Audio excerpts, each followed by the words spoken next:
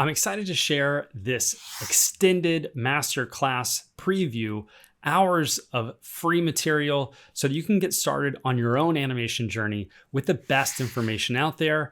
And I also want to give you the link to the full course below in the description. You can get it on my own website and get access to unlimited reviews on your work, as well as a student license of Maya. And you can also get some other bonuses as well that total to around $300. This is a course that is over 38 hours long. So this is a true masterclass for beginners for 3D animation. I hope you enjoy. Thanks for watching.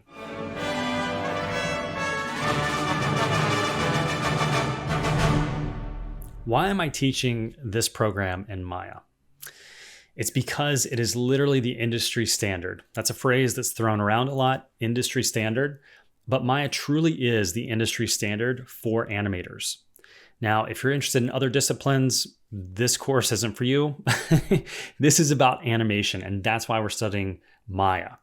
If you are interested in effects work like smoke and fire and water, then maybe Houdini would be the right way to go. But because you're interested in animation, you need to learn Maya. There are universal concepts we're going to cover that is true for all kinds of animation. So even though that we're going to be focusing on 3D animation, because that's the direction we're headed to try to get a job in 3D animation, the principles can be applied to 2D animation, stop motion animation, all of these other methodologies. So the reason behind Maya is not because it's free. It's not. It's the industry standard. This is what you're going to be using if you get a job. They will expect you to know this software. Now, there could be an argument to be made for Blender in these smaller indie studios because they have to be a bit more lean in their budgets. Maybe they're using that free software. But the reality is 9.9 times out of 10, you're going to be using Maya. You may be using Motion Builder on some places. That's an Autodesk product, so there'll be a lot of similarities, even if you end up using Motion Builder, which Autodesk is trying to get rid of. So the point is you want to learn Maya. They're getting rid of Motion Builder so that they're moving all those tools into Maya, and it takes studios a little while to catch up to that stuff to go to a full Maya pipeline. Every job I've ever had, I've used Maya, except for one, and that was for a game company where I used Motion Builder and Unreal. But even then, I had never used Motion Builder, and they hired me anyway because I knew Maya. So Maya is really the one you want to learn, and that's what we're going to be learning through the course.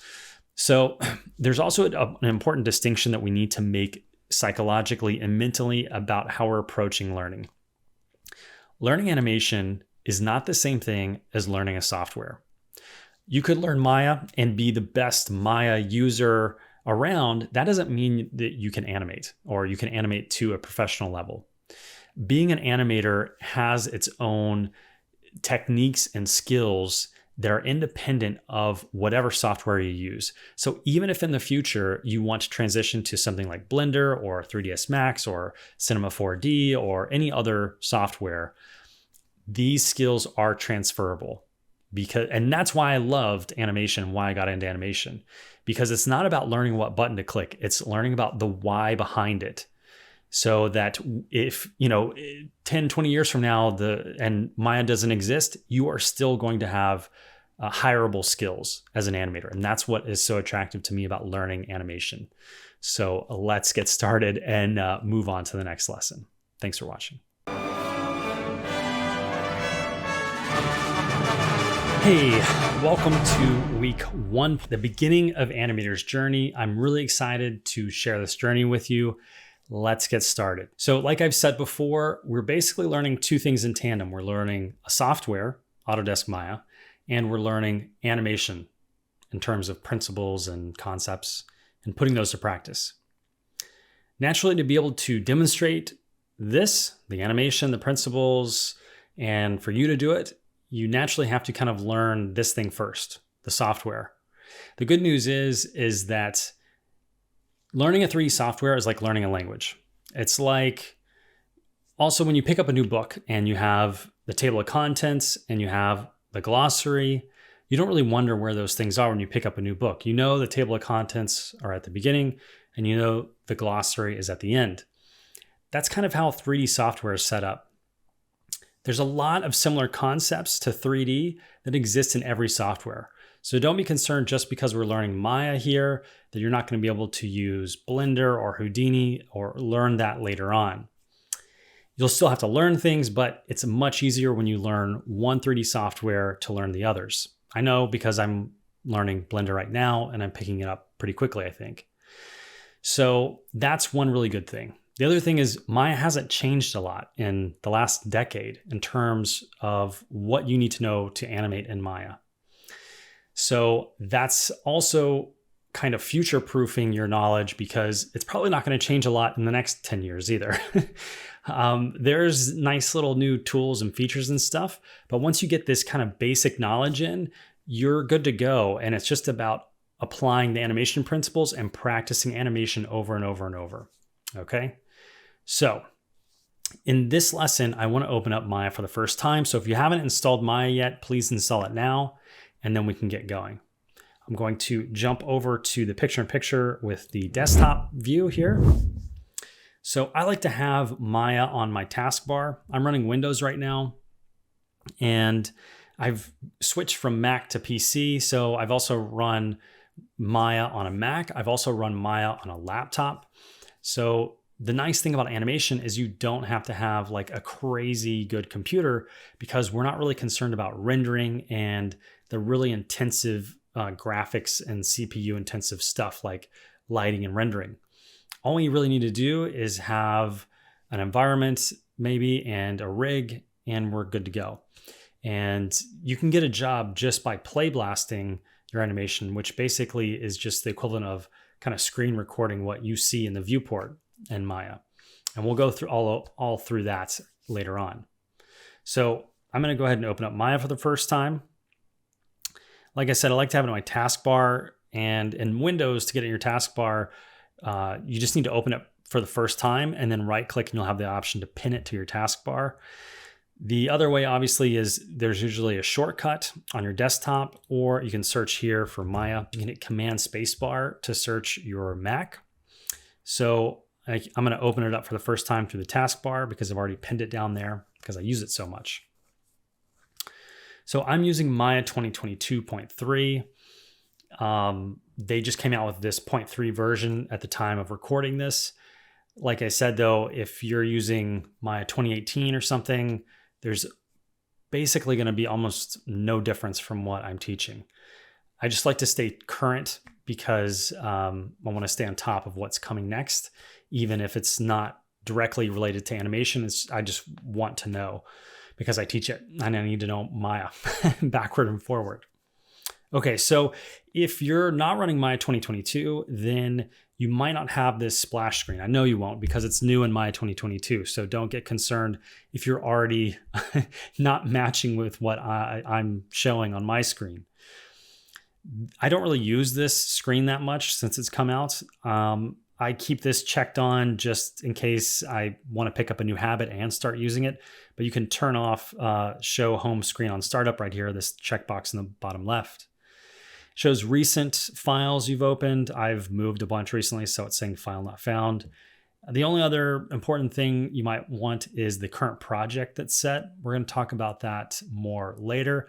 I don't want to overload you with stuff in this lesson because I know how intimidating learning 3D can be, because it was very intimidating for me to learn.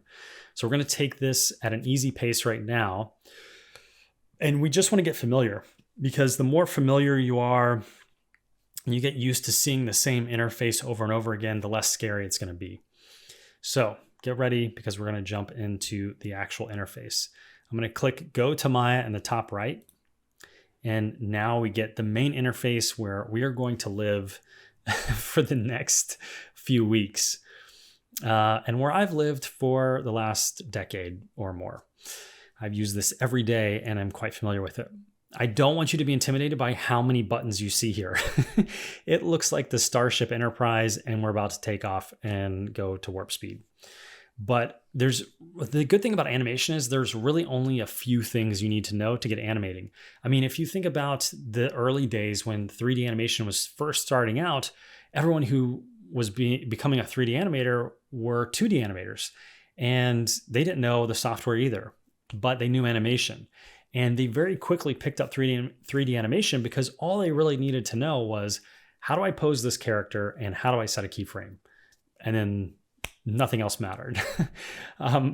There's a lot more to learn, obviously, and they had already had decades of experience probably animating in 2D animation, so they weren't trying to learn animation. They were just trying to learn the software. The difficulty we have in front of us now is we're trying to learn the software and animation. So in this first kind of part of week 1, we're just going to try to get familiar with Maya so that we're not going too fast here. So this is the viewport, this kind of blue area. And if you're not seeing what I'm seeing right now, don't get too concerned, because I can show you how to get to kind of this default workspace. If you look here up here on the top right, you can see Maya Classic. You can click this drop down and you can reset the current workspace. You can go to Maya Classic. If you move windows around accidentally, you can always reset. You can also get to this section by hitting Windows and going to Workspaces. And that's basically the same menu. And you'll see that over and over again in Maya, where it may look really complicated because there's all these options, but in reality, they're giving you like 2 or 3 identical things just in different places. So it makes it look way more complicated than it is. So we have these options here, or we have them over here. So it's just a duplicate, but it makes it look more complicated because it adds more visual stuff to look at. So if you now have this kind of look, you might not have the color of the viewport that I have. And the way to change that is by hitting Alt-B. You can hit Alt-B and hit Alt-B, and you'll cycle through all the available colors. There's a way to get in there and change the colors if you want to have it like be totally green and do some green screen something later. But that's for another time. I don't want to overwhelm you right now. And also let me just say that, the advantage of these pre-recorded lessons are the fact that you can rewatch them. So I highly encourage you to rewatch them. I do not expect you to just watch this stuff once and then just completely absorb it 100%. You're going to need to rewatch some stuff. And that's the advantage of having a pre-recorded class. So use it, because if you were doing this in person, the only thing you would have is how fast you can write notes down, because that's all I had. And that's the disadvantage of doing stuff in person, because someone may talk too fast and you're in a group of 30 people or 100 and you don't want to keep stopping the teacher every 5 seconds. Where in here, you can hit pause, rewind, go back, rewatch. And I highly encourage you to do it. Also take notes of time codes of the lessons so that you know of times that you are going to want to go back to specifically, like that Alt-B thing that I just mentioned. That's going to be important because well, not that, but that concept of knowing when to go back to no shortcuts.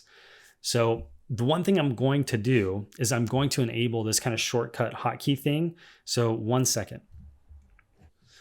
So now from here on out, you'll be able to see what buttons I'm pressing just by looking down here. And we'll get into that more. Right now, I'm not even going to press any buttons yet. I just want to introduce you to the interface and kind of point and direct you what we're looking at. The outliner is kind of like that table of contents. It's going to show us everything that's in our scene. And our scene is literally just like, think of this like a stage in a theater. The scene is everything that you can see or that you even can't see. You can hide stuff, you can unhide stuff. There's all different ways to organize stuff, and that's all visually located in the outliner here. So we've covered the viewport, we've covered the outliner. Then we have basically the viewport menu here. So this menu is specific to the viewport. Again, you're not going to use the majority of what you're seeing, okay? Like all of these buttons up here, like there are so few things you're going to use, you'll be surprised. So don't get overwhelmed just by seeing all these buttons. You don't have to know what each one does. I don't know what each one does off the top of my head. Sometimes I have to just hover my mouse because I don't recognize that icon. I mean, I know what extract is. I just don't know what the icon for it is because I use it through the menu. And that's one example here. Like this little shelf area is called the shelves, and there's a tab for each kind of category. That also exists up here. Polymodeling, like this is a sphere. If you want to create a sphere, you can also go to polygon primitives and create it here. So again, things are duplicated, and they're just putting that here just for ease of use for the user. So you're not having to like click create, then polygon primitives, and then sphere. If it's something common you're going to be doing a lot, they want to have it a little quicker. So you can go to 1 click and then 2 clicks instead of 3. There's all these little things like that that will show up again and again and are duplicated. So again, don't get overwhelmed. So you can tell that the shelves are also kind of divided based on the discipline, like sculpting and rigging are two different kind of things. Sculpting is for modeling, rigging is to get that model ready for animation. And we have the animation shelf, which is pretty barren. There's not that many things that you'll be using there. And yeah, then you have a custom shelf we'll talk about later. And you might not have something like the bonus tools yet. We'll talk about that later. And don't be too worried about all these shelves. I rarely use them as well. The one thing you want to have done by this point, though, is you want to have logged in. And so right here, it shouldn't say sign in. It should say your email address. So click that and get logged in if you're not, because I've seen some bugs pop up if you are not logged into your Autodesk account. So please log in so we can avoid some weird bugs that happen when you're not logged in. I think they do that to keep pirated versions of Maya not working at 100% is my guess why they do that. So if we keep moving up, we see a whole nother kind of little shelf organized here that is kind of specific to all of Maya, or generalized to all of Maya rather. Whereas each one of these shelves kind of have a limited thing and you can change them. This kind of row never really changes. You can collapse things down and expand them, like with these little gray dots or stripes. They turn into little arrows. So that indicates whether they're collapsed or not, like you saw me just do with where my login is at here. I can collapse that down if I don't want people to see my email address. And then we have the top menu here. And that actually changes, which is kind of a unique thing, I think, for, if you're coming, it's like, Google Sheets or Microsoft Excel. This is the kind of thing that was new to me, at least, when I started doing 3D animation, where I could actually change the menus here. By clicking the drop-down menu, I can see that we're in the modeling menu set. So basically everything from Windows and to the right is going to change as soon as I select something else here. So if I pick rigging, you can see all the menu options change there. If I choose animation, we get another set of options there, and on and on. And of course, we could customize it. I've never customized it. I like using stuff out of the box, using it as it was intended, because what ends up happening is when you get a new job, you go to a new studio, you don't want to paint yourself in a corner with having all these customized things to where you just can't even use Maya out of the box, which is going to be maybe required one day. Your first day on the job, you need to get up and going and animate something quickly. You need to know how to use Maya out of the box. And that's kind of how I like my stuff. Well, I don't really use a lot of plugins because I like to use it the way it's intended. So if we look over to the right, my viewport, my camera is reversed, so excuse me for pointing the wrong way. If we look to your right, you can see this kind of column of menu, kind of windows, panels here. And that's controlled in two different places.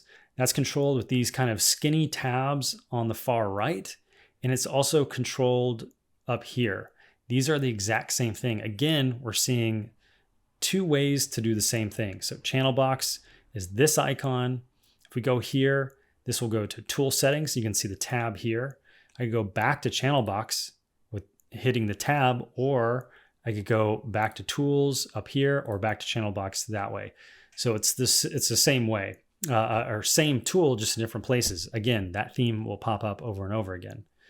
So tools, and then we have the attribute editor, and then we aren't going to use these next two. This is the HIK kind of rigging and picker setup. And this is a modeling toolkit, not really useful for animators.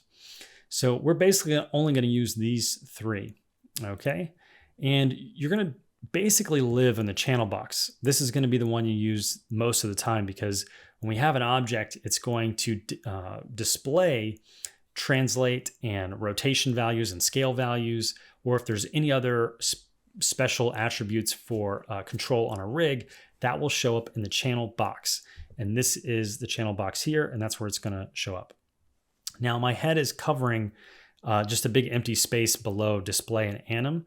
Display is display layer, so it's ways to organize objects so you can quickly turn on and off the visibility of stuff in groups, as well as a couple other things. And then there's the animation layers window panel here. And that is very useful. And we may touch on this in this first module of Animator's Journey. It's a bit of an advanced thing to do, and you don't really need it when you're starting out. So don't get too caught up in that. So from there, if we look kind of down in this bar beneath me is the timeline. We will spend a lot of time there. You know, a modeler will never care about the timeline. They don't work in time. We work in time. So we want to know all about the timeline. We have the timeline here, which we can click and scrub, and that will play back based on how fast we're scrubbing our mouse. I'll show more about this later. Then we have our in and out points of frame numbers. So we have 1 and 1, which means our kind of timeline will start at 1. And we kind of have this temporary area here where we can choose to focus in on an area of the timeline, because if you have an animation scene where you're animating something for like 30 seconds, the time interval on the timeline here, it'll get so thin per frame that it's really hard to scrub and see where the keyframes are and stuff. So this bar is very helpful when you want to slide around and just focus on one little area. You can use these little gray buttons to like focus in and say, I just want to look at like 20 frames. And you can see how it scales up the frames themselves. So they're much bigger, and we can kind of isolate sections of an animation while still having the whole length of the animation available. So we see we have 1 and 73 now. So that corresponds with 73. But if we scrub this all the way back, we can see that will match up with 1. If we double click anywhere in this kind of darker gray area of this bar, it will expand all the way to the out point, which is just a mirror image of the in kind of setup. So we have the out point of this bar, and then we have the out point of the scene itself. All right. Now, if we keep looking to the right, there's kind of a new bookmark system for the time slider, which I've not used. This is new in 2022, I think, or yeah, 2022. I think this was new. I don't really use it that much. Yeah, it's just a way to organize stuff. Character set, I've never really used this either. Animation layer, it'll tell you what animation layer you're on. This is important, this 24 frames per second, right down there. I like to do the Brady Bunch thing when I can. That's right, yeah, below there.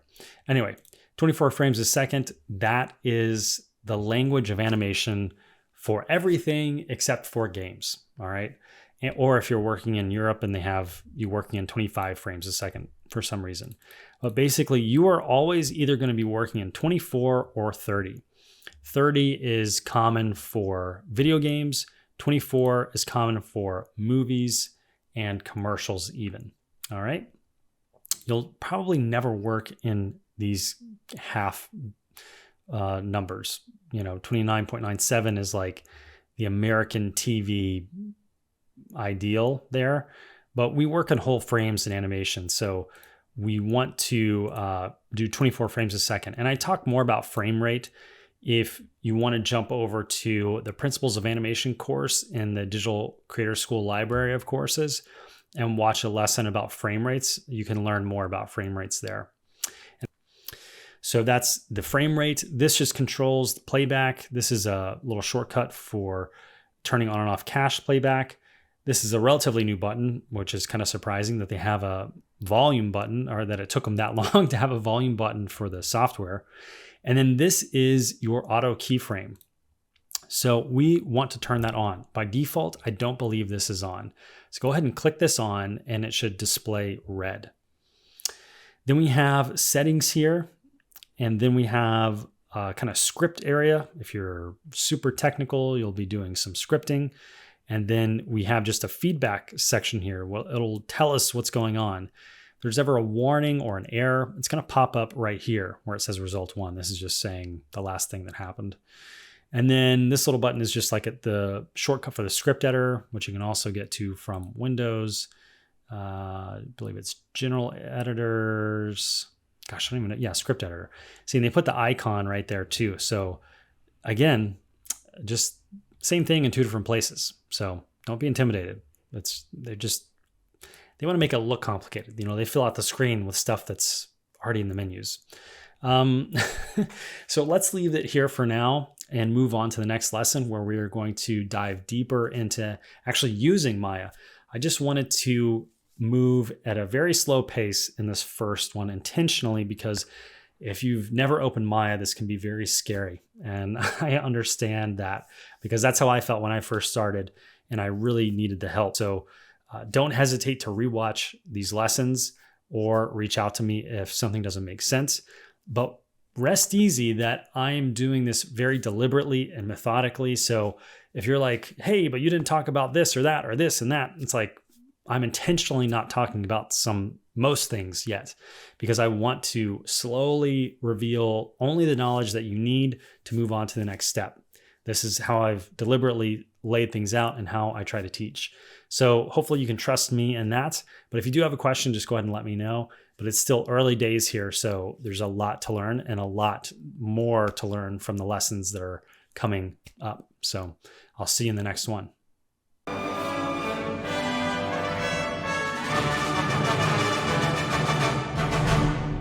In this lesson, we're going to learn about how to navigate around the viewport, and we're going to do that with the perspective camera.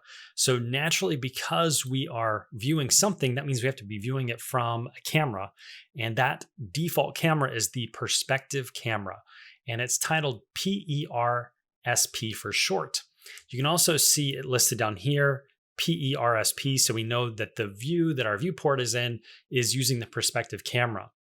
Now, there are different kinds of cameras that you can view things through. There are what's called orthographic cameras, which basically takes all of the camera distortion out of the image and makes it a very flat plane. It's almost like looking at a blueprint of something that's like drawn out. So you can get to the other cameras by selecting them here, but that's just selecting them. That's not actually viewing through them. To view through them, you can go to panels in the viewport menu here, and you can choose the orthographic cameras that you want to see. You can also get to the perspective camera here from perspective. But by default, you should already be in the perspective view, so there should be no reason to change that right now. We want to stay in the perspective view because we need to navigate around. By the nature of those orthographic views, you can't tumble in 3 dimensions. You can only view things in an XY kind of coordinate. But we want to see things in 3D. So we want to stay in perspective, and to navigate around, we're basically going to be using our 3-button mouse. And if you don't have a 3-button mouse, stop what you're doing and order one, because if you've made it this far and you don't have a 3-button mouse, you definitely want to get one. I actually choose to have a vertical mouse so that I can hold my wrist like this, and so that I'm not twisting my wrist when I'm working, because I used to have a lot of wrist problems. Like most CG artists, you are going to be battling constant kind of overworked joints and muscles like that. So anything you can do to get an ergonomic solution like a vertical mouse, I highly encourage you. I think this is called the Logitech MX11 or something like that. It's a Bluetooth one. So there's like a little USB thing you plug in to have a Bluetooth connection. So I can, have this loose and put anywhere that I want. So that is what I use. So we have the 3-button mouse, again, because we need 3 buttons to control pan, tumble, and zoom, okay? That's why there's 3 buttons, or 3 buttons that are used. So what we need to do is use a modifier key with those. So if I middle mouse drag or right mouse click or left mouse click, nothing's gonna happen. We have to actually click our keyboard, these modifier keys, to access the camera controls and tumble around. But I'm going to create a quick polygon before we get started so that I actually have something to look at. We both have something to look at. So I'm just going to click this polygon sphere here and it should create it immediately. If you try that and it doesn't create it immediately, or you're doing a cube or something like that, it could be because you have polygon primitives interactive creation on. I usually like to have that off. I can't remember if they have that off by default now, but it used to be on by default, depending on the version that you're in. But I like to have that off because when I click to create a polygon primitive, I want it to just appear. So that's how you get that to work. So now that we have something to look at, I'm going to hold down Alt and middle mouse drag. And you can see the shortcuts in the My Keyboard inputs in the lower third of the screen as well, if you're confused about any of the buttons I am going to be pressing. So this is pan. I'm panning around kind of in a 2D plane of my current view. So my camera could be rotated all kinds of ways, but as soon as I start panning, it's going to be locked to 2 axes. All right. So then I can Alt right mouse button and I can zoom in and out. So I'm just sliding. You can also mouse scroll, but you kind of get these like layers, like chunks of zoom. It's not super smooth. So since my hand usually stays on the left side of my keyboard and my thumb is on the Alt key on the left side, it's really easy to just hold Alt for all of these. And then if I use the left mouse button, I can tumble around. So that is the combination of how we're going to navigate around. There are some other options for tumbling around the viewport. So let's go to View and go down to the Camera Tools. And you can see there's a lot of different options here that we're not going to really go through, but the one that we're interested in for tumbling around or rotating around is the Tumble tool. So if we click the square, we get the options here, and I'll reset the tool settings and you can see what the defaults are here. Now the first one, tumble scale, is how fast it's moving around. So if this speed of my mouse motion is too much, I can actually slow it down. So now we're moving much slower for the same amount of motion that my mouse is moving. I'll reset the tool again and hit home on my keyboard to get back to the default view here. Now tumble on object is kind of cool, where depending on where my mouse is when I click and begin tumbling, and let me just say that you can have Alt held down, even though our cursor icon has changed, these settings will remain after we disable this. So if I hit W, for example, and go back to this cursor, those tumble tool settings will remain. So let me just jump back to the camera tool, tumble tool settings so we can get back to this. So we have tumble on object checked on. This is the one we're looking at now. And you can see not much has changed anytime I'm selecting, clicking outside of the viewport where there's an object. See how I'm going around an object here. As soon as I click this, it's going to tumble around that object. That's less obvious because we're already tumbling around the center. But if I click an object on the outside, now we're tumbling over there. So we're tumbling over here, and then I could click an object over here, and now we're tumbling over that section.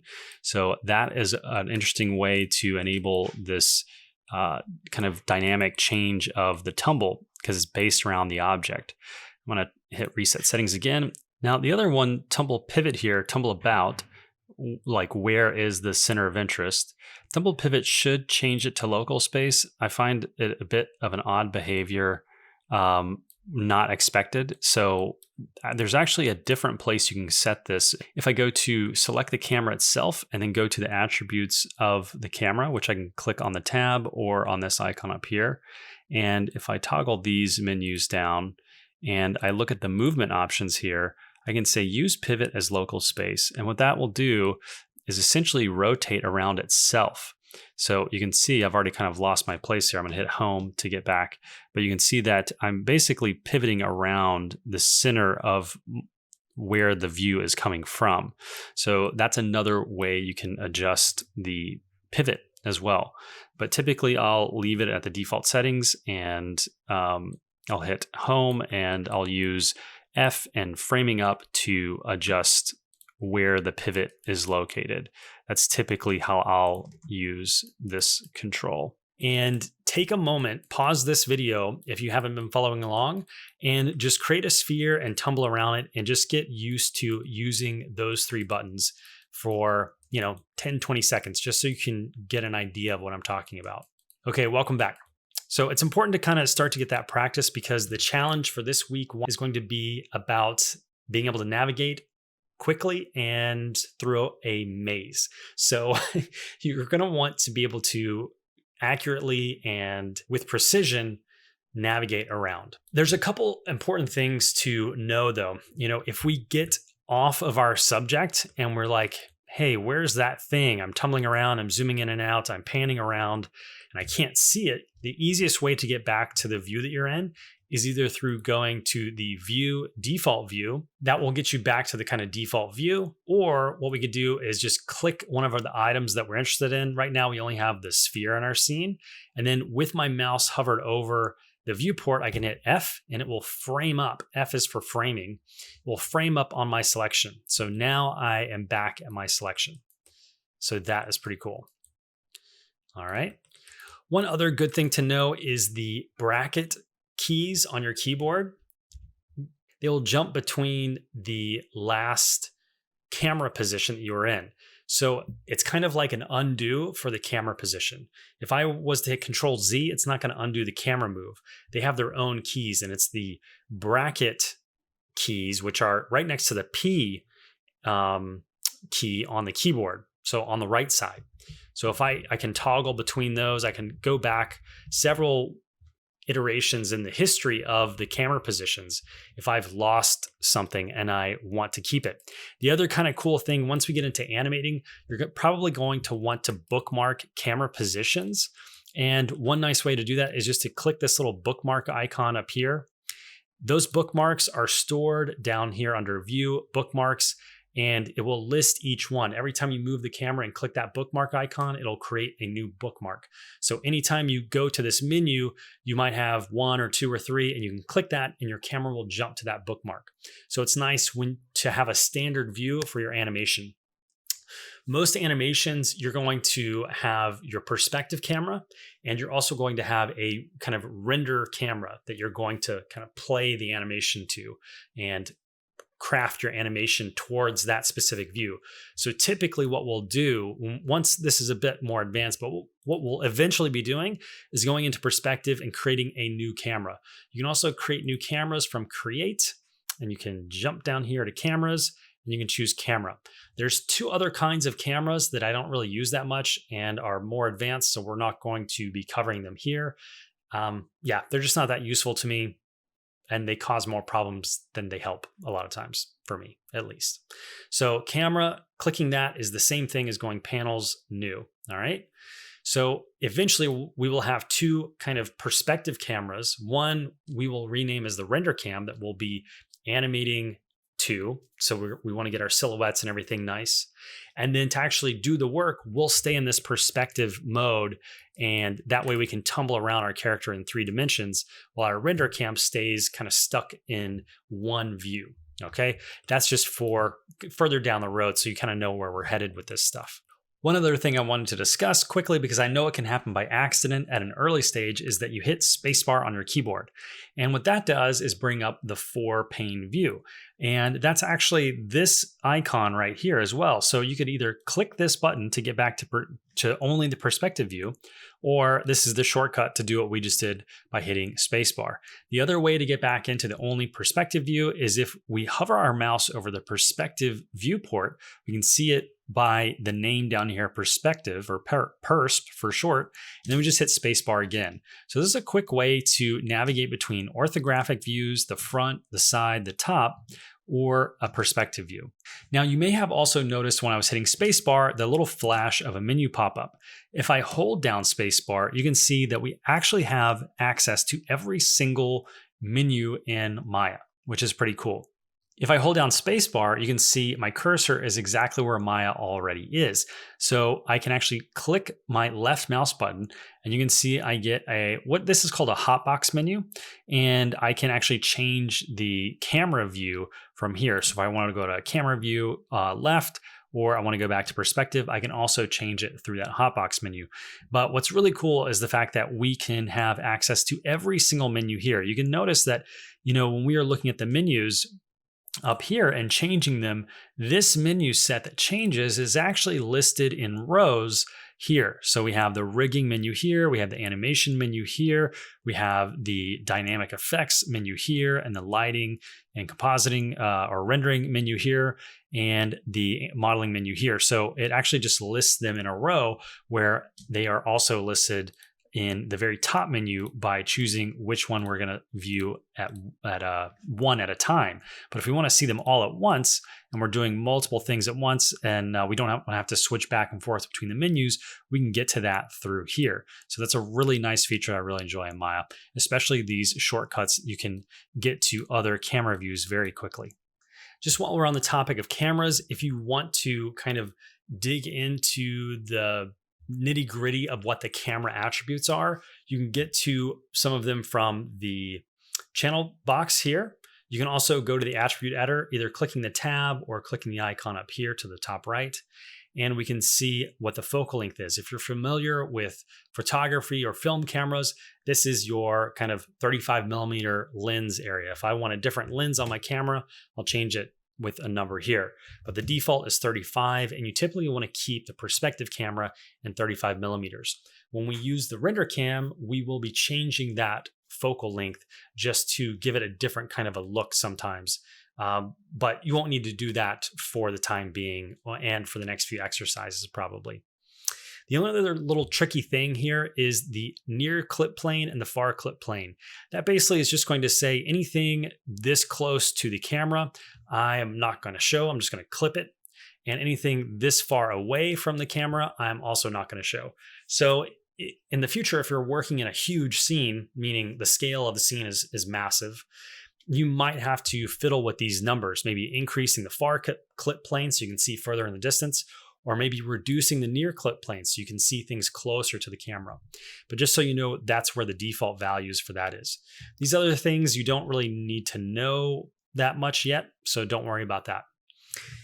So in this lesson, we learned how to navigate around the viewports, some of the useful shortcuts for the camera, and hopefully you feel comfortable navigating around with your 3-button mouse and the Alt button on your keyboard.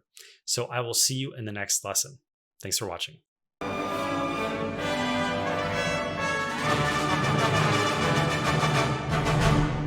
In this lesson, we're going to learn how to control an object with manipulators, and that's going to be important because that is basically how we're going to be controlling characters and rigs when we're animating.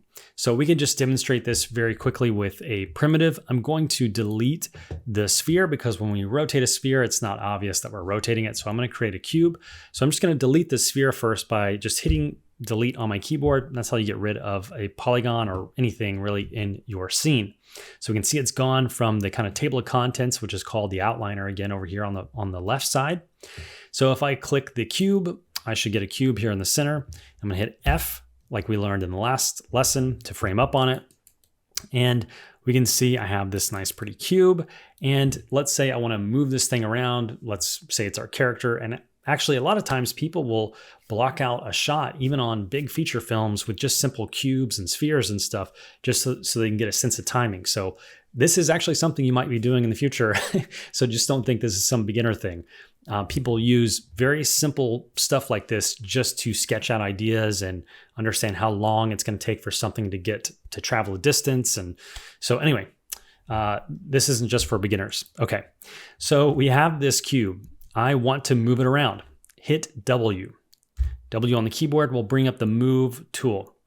You can see it also highlighted this move icon on the left side here. If I hover over stuff, it usually gives you the kind of tooltip of what that thing is. And we can see in the parentheses here, it also says W. So if we ever forget what the shortcuts are, they're right there. But I encourage you to take your own notes and make your own hotkeys. I should be providing a little PDF of some of the most common hotkeys, so you'll have that access to that as well. So W is move, and there's some important things to know about moving something. We can move it up and down, left and right, and forward and back. If we look in the bottom left, we can see that the axes correspond with the axes we're seeing in the manipulator. So we have Y, X, and Z, and those colors correspond with Y, X, and Z here. Green, red, and blue. So we can see that we basically have these 3 axes. This is what makes 3D animation. We have to have these axes. And so we can manipulate in isolated ways just by selecting one of the handles. I'm going to hit undo just to get back. and just demonstrate that each axis can act independently. Now, the cool thing is we can actually choose two at the same time. So you can see these kind of squares that kind of float in between each one of the manipulators. If I tumble around, you can see that they appear and disappear as we get in view of them. And if we get in a kind of perspective view here, in the 3/4 view, we can see all three of them. So if I click this one, I know I'm moving only up and down and forward and back. And likewise, this one, left and right, up and down.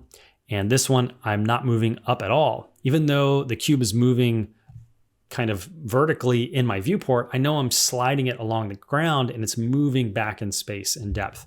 And so these are very nice and easy ways to ensure that you're moving something the way you're intending to, because it can be very easy to get discombobulated when you're moving around in 3D, and make sure that you're moving stuff in the right axes. One other feature I wanted to mention, and maybe you noticed when I was clicking different axes that they turn yellow when I click them. Now, if I middle mouse drag with that selected yellow, no matter where I move my mouse with the middle mouse button held down, I can continue to move it on that single axis. So sometimes that can be a bit confusing if you're depending on middle mouse button and you expect it to move in all axes and you have one locked. So just know that if it's yellow, that means it's locked. To unlock it, you can click the blue square in the middle, and then now we can move in all axes. Now, where this might prove helpful is in future challenges when we have panels, layouts, two panes side by side, and let's say we have our render cam here, and we have, how we're adjusting this in this view. So imagine if this was a character that was just slightly off screen and we couldn't even see the manipulator handle in the render cam view. This right side view is going to be the one that we are going to actually Playblast, and we'll talk about soon, basically render out. But we can't even handle the manipulator in this view. So what we could do is we could click vertically here, and then we could middle mouse drag in either view, and we can adjust that without having to actually touch the viewport. Because let's say we only wanted to be in this view because we wanted to make it bigger and we wanted to see a little bit better, we could actually isolate that single axis and then go into our render cam view, and we can middle mouse button drag around. So that is pretty useful for the transforms. And of course, that goes for the double axes, so we can middle mouse drag those around as well. So the next thing to cover naturally is rotation. So if I hit E on the keyboard, E is the shortcut for rotation. So now I can tumble around. If I just click anywhere in the negative space between these axis handles, I'm gonna keep doing that. Between these axis handles, you can actually manipulate in all directions here, which is very useful. You can also, of course, isolate in a specific axis. And you can also increase or decrease the size of your manipulator by hitting minus and plus on your keyboard. And this can come in very handy, especially for rotation, when you want to get some very fine-tuned rotations and just slightly move something. You can actually increase the size of your manipulator, and that will help you move something a very small amount. So you can tell just by me, let's shrink it down by hitting minus a couple times, and it would be very difficult to move. You can kind of see the shaking. It's very difficult to move at a small amount because of the size of the manipulator, and the relative distance my mouse is moving on screen is having a great effect on that manipulator. Whereas if I increase the manipulator size here, I can actually move it a small amount very easily. So as we've been moving stuff around, you can see if you have the channel box activated by clicking the tab over here or this button up here, you can see that we have translate XYZ, rotate XYZ, scale XYZ. And anytime you see three boxes, sometimes they're from left to right. They're not always vertical. Like if we open up certain tools, like scaling keys or something in the future, one annoying thing with Maya is they don't explicitly say, hey, this box is X, this box is Y, this box is Z when we're using tools in the future. So just know it's always in that order, XYZ, XYZ. And so if you ever see three boxes and it says something like translate, you just always know that the first one is X, the middle one is Y, and the right one is Z. That's just for the future. But anyway, So we can see that we actually can see the values that we're changing things by. So we could actually type something in just by selecting where the number is here, and we could type in, -3 instead of having some, uneven value there. We could also click the transform attribute itself and isolate there, and then middle mouse drag in the viewport, and it will isolate along that transform axis, whatever we're doing. The other tool we're not going to be using all that much when it comes to animation is the scale key, just because by the nature of things, we don't normally scale stuff a ton in animation. There's usually other attributes in a rig that are specific to scaling something that works within the confines of the rig itself. We're typically not scaling the physical control itself, but it's obviously a very handy tool to know. But I just want you to know the majority of the time you're going to be using translate and rotate. But so that is how you scale. Okay. So I'm just going to click drag over here and say 1. Now you also might notice that when I hover my mouse over here, that I get this different kind of cursor. So I can actually click and drag the value as well in the channel box, which can come in handy, I guess. So the other important concept to understand is world space versus object space. So world space, like I was mentioning before, we can see this axis over here that if I hit W on the keyboard to get the move manipulator, the move controls line up exactly with these world axes right here. But if I was to rotate this cube, if I go to E, and let's say, let's focus on Z. Z is pointing kind of forward here from kind of right to left. But what happens if I rotate this box upward? Now which way is Z? Because Z was coming out of this face, right? So, but the world axis over here still has Z facing that way, because the world axes are never going to change. They're always going to be this definite value. But what happens if I move something relative to the world space? I rotate it up. What's Z then for that object? That's why there's different spaces. There's world space, which is always consistent. And then there's object space, which is relative to the object that you have selected or that you're interested in. So because I've rotated this up, let's hit W on the keyboard and see what happened. The manipulator didn't change. Why is that? Because the manipulator themselves have their own space and show that object space through the display of the manipulator. So if I hold down W, which is the same short key for the actual move tool, I can get these contextual menus based on that tool. So if I hold down W and then left click, and I'm going to hold down left to click, I get this set of menus that are relative to the move tool. So all of these things, if I hover my mouse over, they get highlighted. And if I were to let go, that would select whatever I had my mouse over. You can see if I look over to the left, we have world and it has a checkbox. So that means the manipulator itself is reflecting the world axes. But we've rotated this cube and we want to see it in the object axis. So we're going to choose object just by moving our mouse. And I still have W held down and my left mouse button held down. And I'm just going to let go of the mouse. And now we can see the manipulator itself has flipped up to follow the object axes. All right. So now Z is pointing in the direction I would expect it to be pointing because we rotated the cube upward. So now I can move relative to that object's axes, and I'm not constrained by only the world axes. I'll figure that out one day. So that is incredibly important to recognize because it's a powerful tool to be able to say, you know what, even though this thing is rotated up, I do only want to keep it flat relative to the floor. So I could maybe stay in world space. So I'll hold down W, left click, and go back to world. And then I could click here and I know that even though this object is rotated, I'm only moving in a flat kind of plane relative to the world's ground plane, okay? And if I wanted to move it relative to its own, let's say it's like a lawn dart or a rocket hitting the ground and we want to, shoot it into the ground, I would want this axis. I would want to be able to manipulate it based on this new axis here. So that is pretty cool.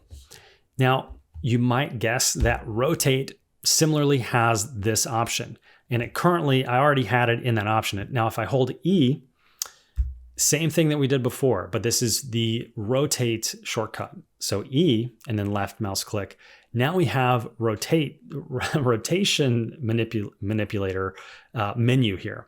So similarly, we have these two options. Of course, we have all these other options. They're not that important. 98% of the time, you're just going to be snapping between these two.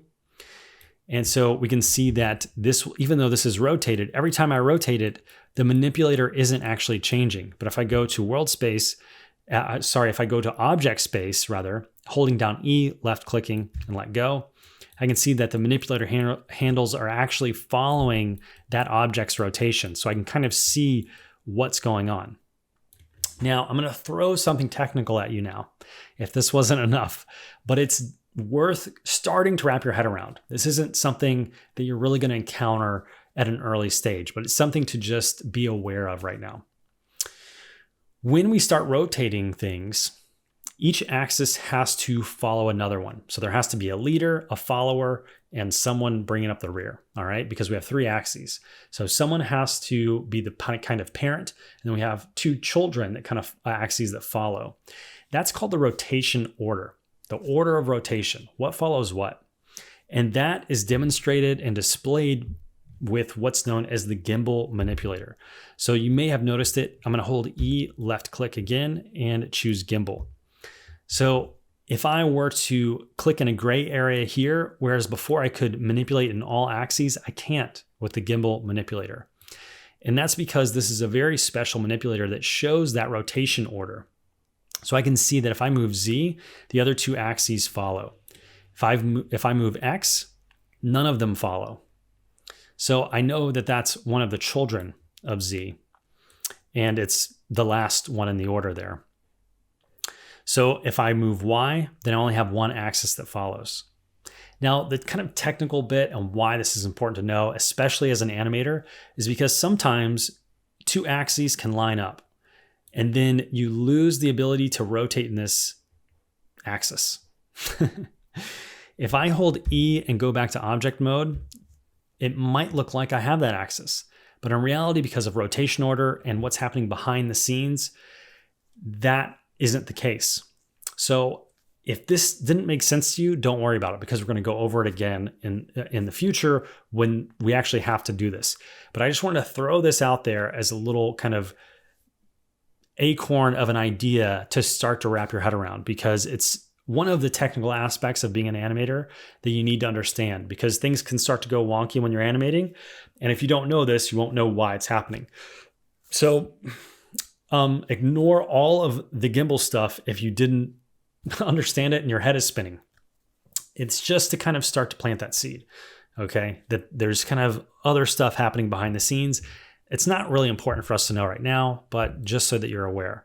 So I'm going to go back to object or world mode, and usually that's 95% of the time how I'm rotating things around. So I'm just going to click drag, and I can select all of these transforms, because it'd be really annoying to have to select each one and zero it out. So I can just hit 0 and enter, and it'll zero out all of them. So click dragging will select multiple items. You could also shift select them here if you wanted to manipulate a middle mouse drag. I don't know why you'd want to do this, I guess, but you can select more than one. You can control click to kind of select in between ones.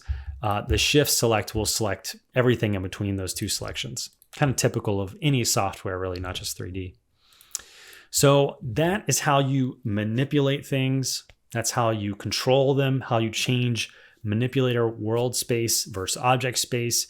We have started to understand the ways in which we can interact with the viewport itself through navigating, through manipulating objects. So hopefully you start to feel comfortable with some of the shortcuts as well, like F. F is the big one, I want to frame up on something because I want to look at it. That's always a really good one. And you can also hit A. A will kind of zoom out to everything, but because we only have one object in our scene, it'll just do the same thing as F, basically. But so thanks for watching. That's where we're going to leave it for this lesson. I'll see you in the next one.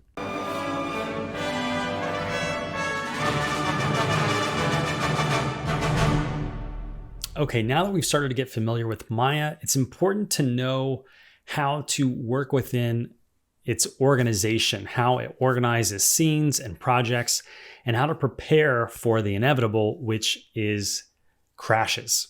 It's going to crash. It's going to break. It's going to have a fatal error. It's going to frustrate you.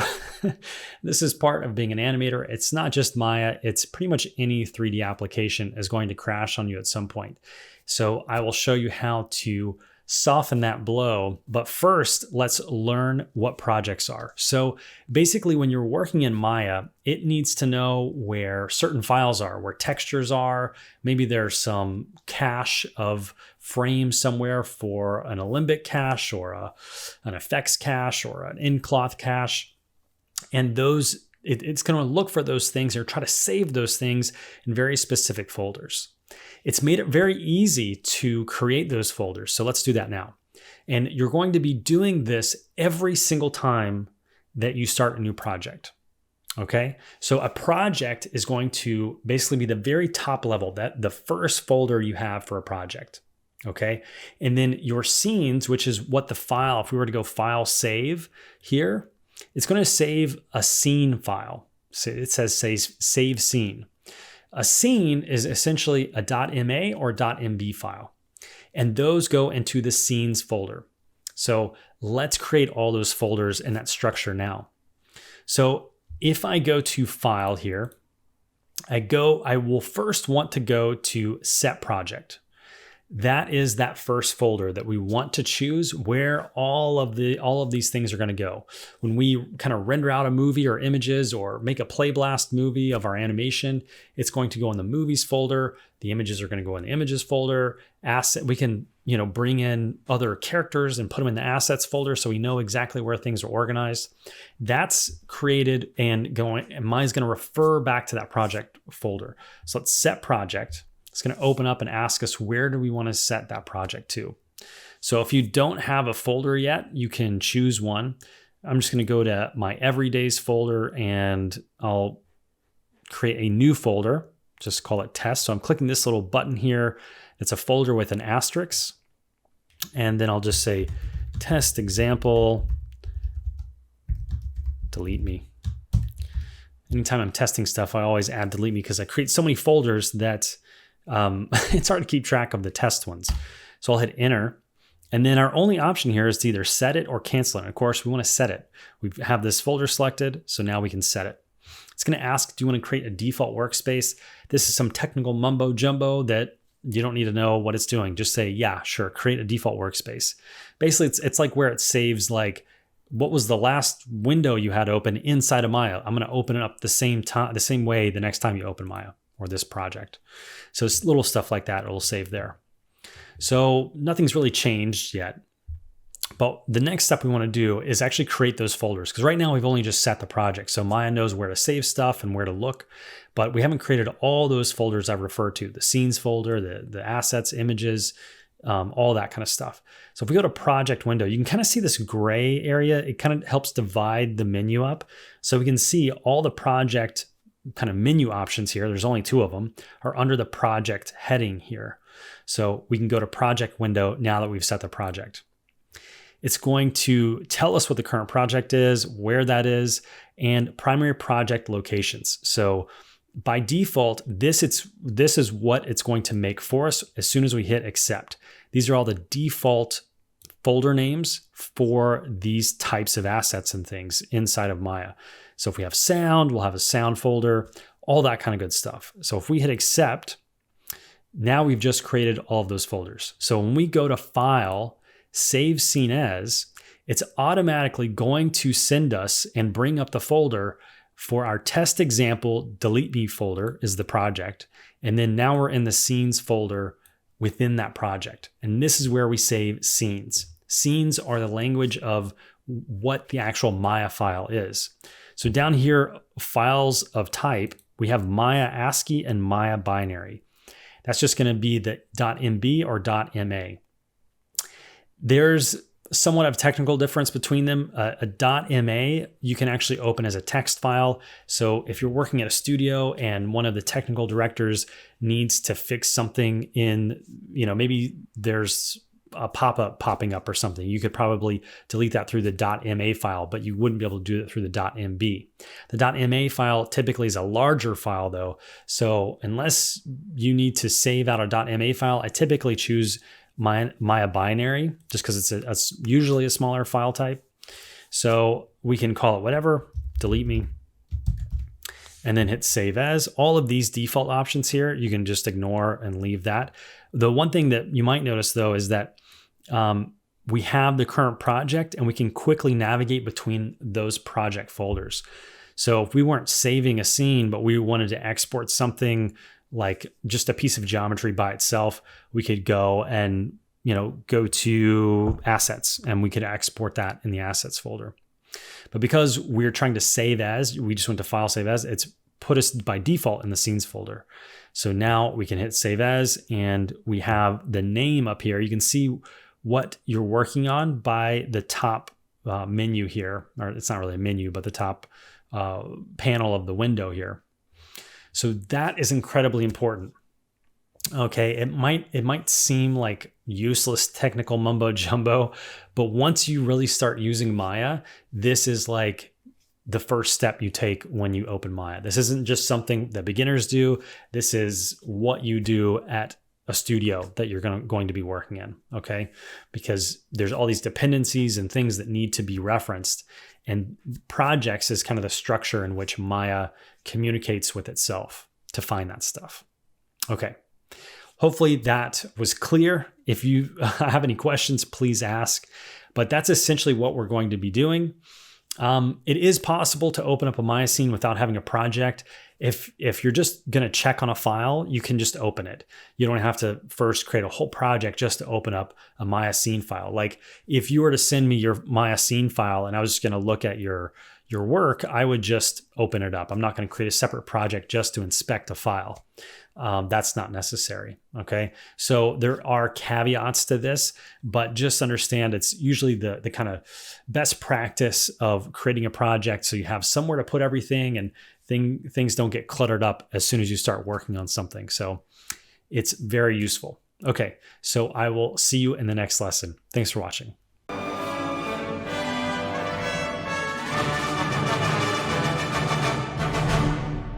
Maya is going to crash on you. It is inevitable. And the way around that, or to help mitigate that issue from the beginning, is to save in increments and or save in versions. So we have the project we've set and we have the file. So if I go to files and I go to increment and save, it's actually going to add so it has no changes to save, so I need to do something, so I will actually save it. So I'm just going to create a cube there just so we can go to increment and save. And you can see that it added a suffix of 0.0001. And so if I make some changes and I want to save this file again, I will actually go to increment and save so that I'm saving a new version again. Of course, again, it's saying it's not going to save because I haven't done anything. So I'm just going to create something else. And then I'll say increment and save again. It'll automatically add a 2 there. And why that's useful is because sometimes files can become corrupted. And if you are constantly overwriting the same file, you can actually lose an entire work. And so you always want to save in either versions or increments. And when I say versions, what I mean is by doing it manually. So a lot of times I'll go file save as, and instead of this suffix like, dot whatever that it gives you, I'll say underscore V, and I'll usually have, 3 decimal places, 002 or 00. In this case, we'll have 003. So every time that I go save a file, I will go and let me move something so it'll let me save again. Save scene. I'll go to save scene as. If I'm doing my own manual versioning, I'll go to file save scene as, and instead of 3, this one would be 4. And that way I have a history of every time I've made a major change, or if I'm going to go off in a new direction, or I'm going to test something and I'm not sure if I'm going to keep it, and I don't have to worry about having enough undos. And that brings me to another point. So you can actually set how many undos you have, and you can also turn on autosave. So let's go check that out. We need to go to the settings and preferences. So we can either get to it from this little icon down here, the settings and preferences, or we can go to Windows, settings and preferences, and go to preferences here. It's the exact same window, exact same thing, whether I click it down here or through the menu. So if we go down to undo, we can see that we have undo on. You can actually turn undo off, which I do not recommend. Do not turn undo off. It should be on, and it should be on infinite. If your computer is really struggling, maybe you could turn it on finite and have it to be 50 steps backward. And the other trick is to go to files and projects. You can actually turn on autosave and turn on the increment at which it saves. So that'll also help you when you're working and it crashes or something happens and you haven't been increment saving. You'll have autosaves. So when you enable this, you'll actually create an autosave folder, and it'll be based on your project. That's another reason why it's important to set your project, because that will tell it where to send the autosaved versions of this scene. Of course, you could customize this and send it somewhere else, but I'll leave it on that. And depending on the interval, you could increase that to 20 minutes, whatever interval you're comfortable losing that much work, 20 minutes of work, 30 minutes of work, 10 minutes of work, whatever. The only caveat here is that if your scene files become really big and they take up a lot of disk space, you can actually run out of disk space because you have so many autosaves. So just be aware of that. At this early stage, these scene files aren't going to be very large, but in the future, that's something to be aware of. And so you can go in there and clean up all those autosaves manually just by deleting them manually out of a folder, or you can just set the interval to be a lot longer. So there's also a crash file. If Maya crashes, it will sometimes try to save a crash file, and I'll put a link or kind of a description down below this video. It's basically in this temporary folder on a Windows, and it's in a kind of different spot on a Mac, but it basically tries to save a crashing version of this Maya file. It's really 50-50 whether or not it saves it, so don't depend on that. Turn on autosave if you're very concerned, or just be very diligent and do your own incremental or version saving.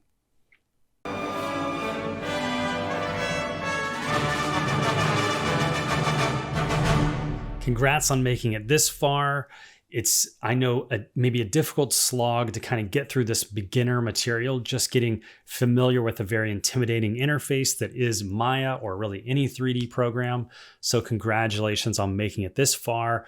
I know your focus is probably a bit fried right now. So let's do something fun. Let's do our first challenge of Animator's Journey. And I created this basically obstacle course that is going to be timed, and you're going to need to upload your performance. So to be able to upload your performance, I would like for you to download OBS, which is a free screen capture software. That's what I use a lot of time. And that way you can record exactly what's happening on your screen, and so that I can see that you actually took the steps to do it. Part of the Animator's Journey is really the whole thing is actually doing the work. And while this is kind of like a fun exercise, it's just as much about having fun and doing this challenge as it is that you're creating the habit of opening Maya, sitting down, and doing the work, because that is the only way you're going to make progress, all right, is you actually doing the work. So let's start with our first challenge. So I'm going to hop over to the picture-in-picture so we can see Maya. And in the video that you're watching right now, there is a download link. There's a little download button. So you are going to get this Maya scene file, and you can download it to your downloads folder. You do not have to make this into a project. You don't have to set a project. You can just open this like a normal, this is kind of like a one-off thing, right? Just save it somewhere in any folder, but you do not have to set a project, okay? The last lesson was just discussing that, because that's a best practice we need to really ingrain and become a habit up front. but we're out to have fun, and this is just a simple challenge, so you don't have to set a project for this. So wherever you download that's below this video, go ahead and download that. Open it up. Here is the file for me. Right now it's version 1. It might be version 2 or something later if I have to update this or make it tougher. I don't know. Maybe this won't be very difficult for you. We'll see. I'm going to do it right here in real time so you can see what it's like. So essentially you can go to File, Open. Is just how I've gotten to this screen here. And then I've navigated to where the scene file is. For you, it could be in your downloads folder. So you can use these folder bookmarks to kind of quickly navigate to those common folders. You can also click and drag those folders into the folder bookmarks to keep them for later.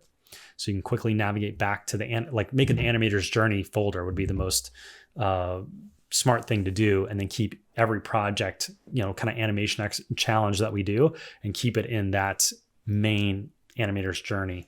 And then each project will live within that. That's my suggestion. I leave that up to you to organize. But like I said, for this one, we don't need to set a project. So just navigate to wherever this file downloaded to, and then we can hit open. So now that we have the scene open, if you're not using Maya 2022, you won't have this pop-up little gray box here. That's okay.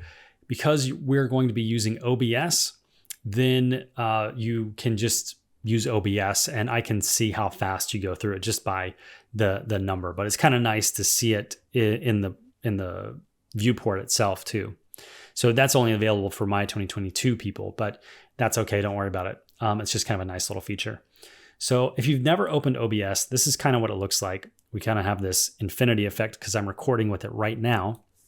But essentially, you can add scenes here and you can add sources. So if I'm in this scene, I could add another source to this. So I could go to sources and add a window capture. So that's what you'll want to add.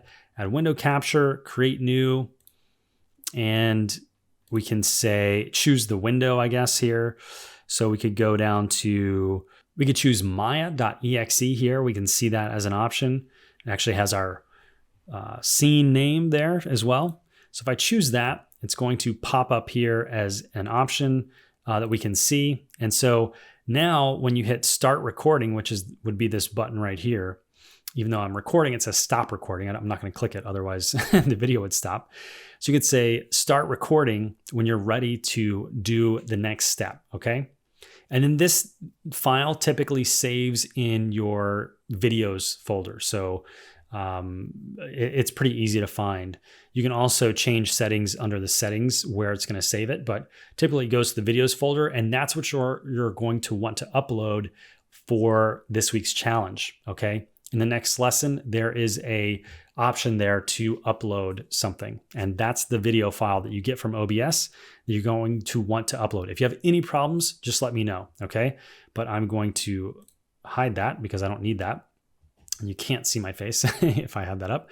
So that's how OBS works. So go ahead and hit start recording if you're ready to begin the challenge. But first, you can watch me do it. That's fine. It says, when you're ready to begin, start recording your screen with OBS, which we just described and I showed you how to do, or another screen capture software if you're comfortable with something else.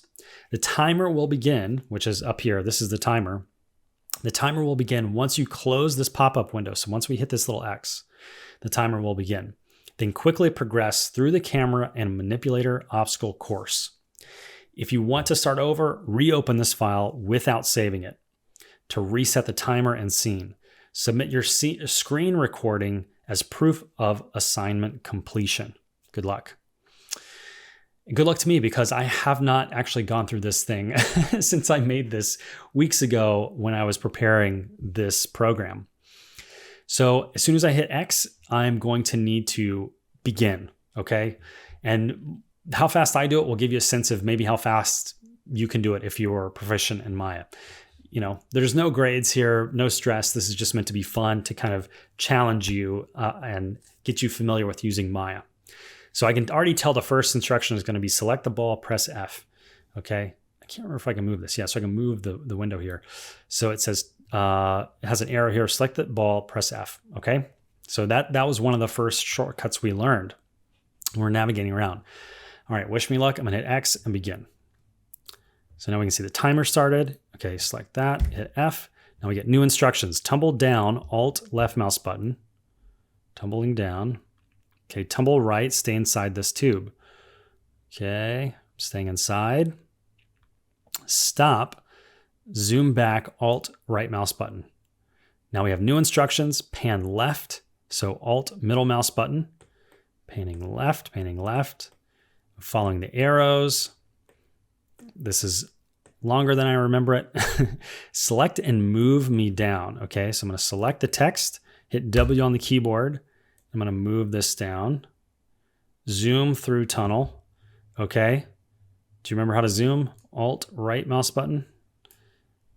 And then this says rotate me. I'm going to kind of middle mouse to center back up on this, rotate me. So I'm going to hit E, and then I'm going to rotate this out of the way. And now I'm going to zoom in through the finish line, Alt right mouse button. And there we are. Challenge complete in about 1600 frames, which at 24 frames a second, I don't know how long that is. So that is the challenge. Okay. So give it a try. If you want to restart, just open the file again and don't save it. Okay. You'll have a pop-up window anytime you do anything in Maya. If you want to open up something else, it's going to say, hey, do you want to save this scene? So if I hit open, oh, never mind. It doesn't do that. If typically it'll say, do you want to save this scene before opening something? I don't know. But anyway, maybe that's earlier versions. But so we have a fresh start. If we wanted to try to see what our fastest is, if you don't like how fast you did it, you're free to try as many times as you want and send your best recording along in the next lesson. So once you're done, go to the next lesson, and that's where you can upload your video that you capture with OBS. And of course, once you're done doing this challenge, you can just say stop recording, and then that's when it'll save the video file. If you're on Windows, it'll save it in the videos kind of folder. Okay. So congrats on making it this far. Hopefully you've learned something. You're starting to feel a bit more comfortable with Maya and how I'm presenting it. If you have any concerns, please let me know and we can discuss them and I can help you more there. If you are doing a review that is recorded, definitely follow up if we're in contact, either whatever method we're using, and we can do a bit of a meet and greet so I can understand where you're coming from. And if you have any questions so far about the course, about Maya, about your goals. Okay, thanks for watching. All right, I just wanted to jump in real quick and remind you this entire course that's actually 38 hours long is available online that you can enroll in and get benefits like a student license of Maya. You can get unlimited reviews from me on your coursework, and you can obviously get access to the rest of the course. So there's a link in the description if you want to pursue that. All right, thanks for watching.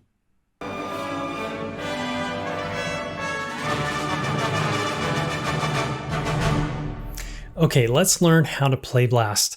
So we've been working on our animation and we want to kind of export it for uploading for the challenge, or however, if you have a job in the future and you need to show your supervisor or submit it to their kind of pipeline for review, you want to use a Playblast. Studios are probably going to have their own version of Playblasting, but this is what you're going to be using. All right. It's the default kind of built-in out of the box way to export a movie from our viewport without having to render and light and do all these complicated things. Okay. So I have the scene file open that I had been previously working on. And the first thing I want to do is kind of get my view oriented on what I'm trying to Playblast. So I want to toggle down my graph editor just because I'm done doing that. And I know I want to Playblast. So you can see as I toggle down my graph editor, my view kind of changed. So I want to frame everything up. And I want to go to the height of the jump. So I make sure I get the top of the jump in and the ground. So the other useful part of the ground is we can see where the base is. Now, it's kind of difficult to know what is the frame we're going to be rendering. There's two different ways you can kind of export a Playblast. It's based on the window resolution that you currently have in your viewport. So that can change, right? If you have the graph editor open, now it's kind of vertical and it's not horizontal. And now when we do this, maybe it's too flat. So one consistent way to make sure your Playblasts are always in a nice kind of 16 by 9 normal kind of dimensions is to set your render settings.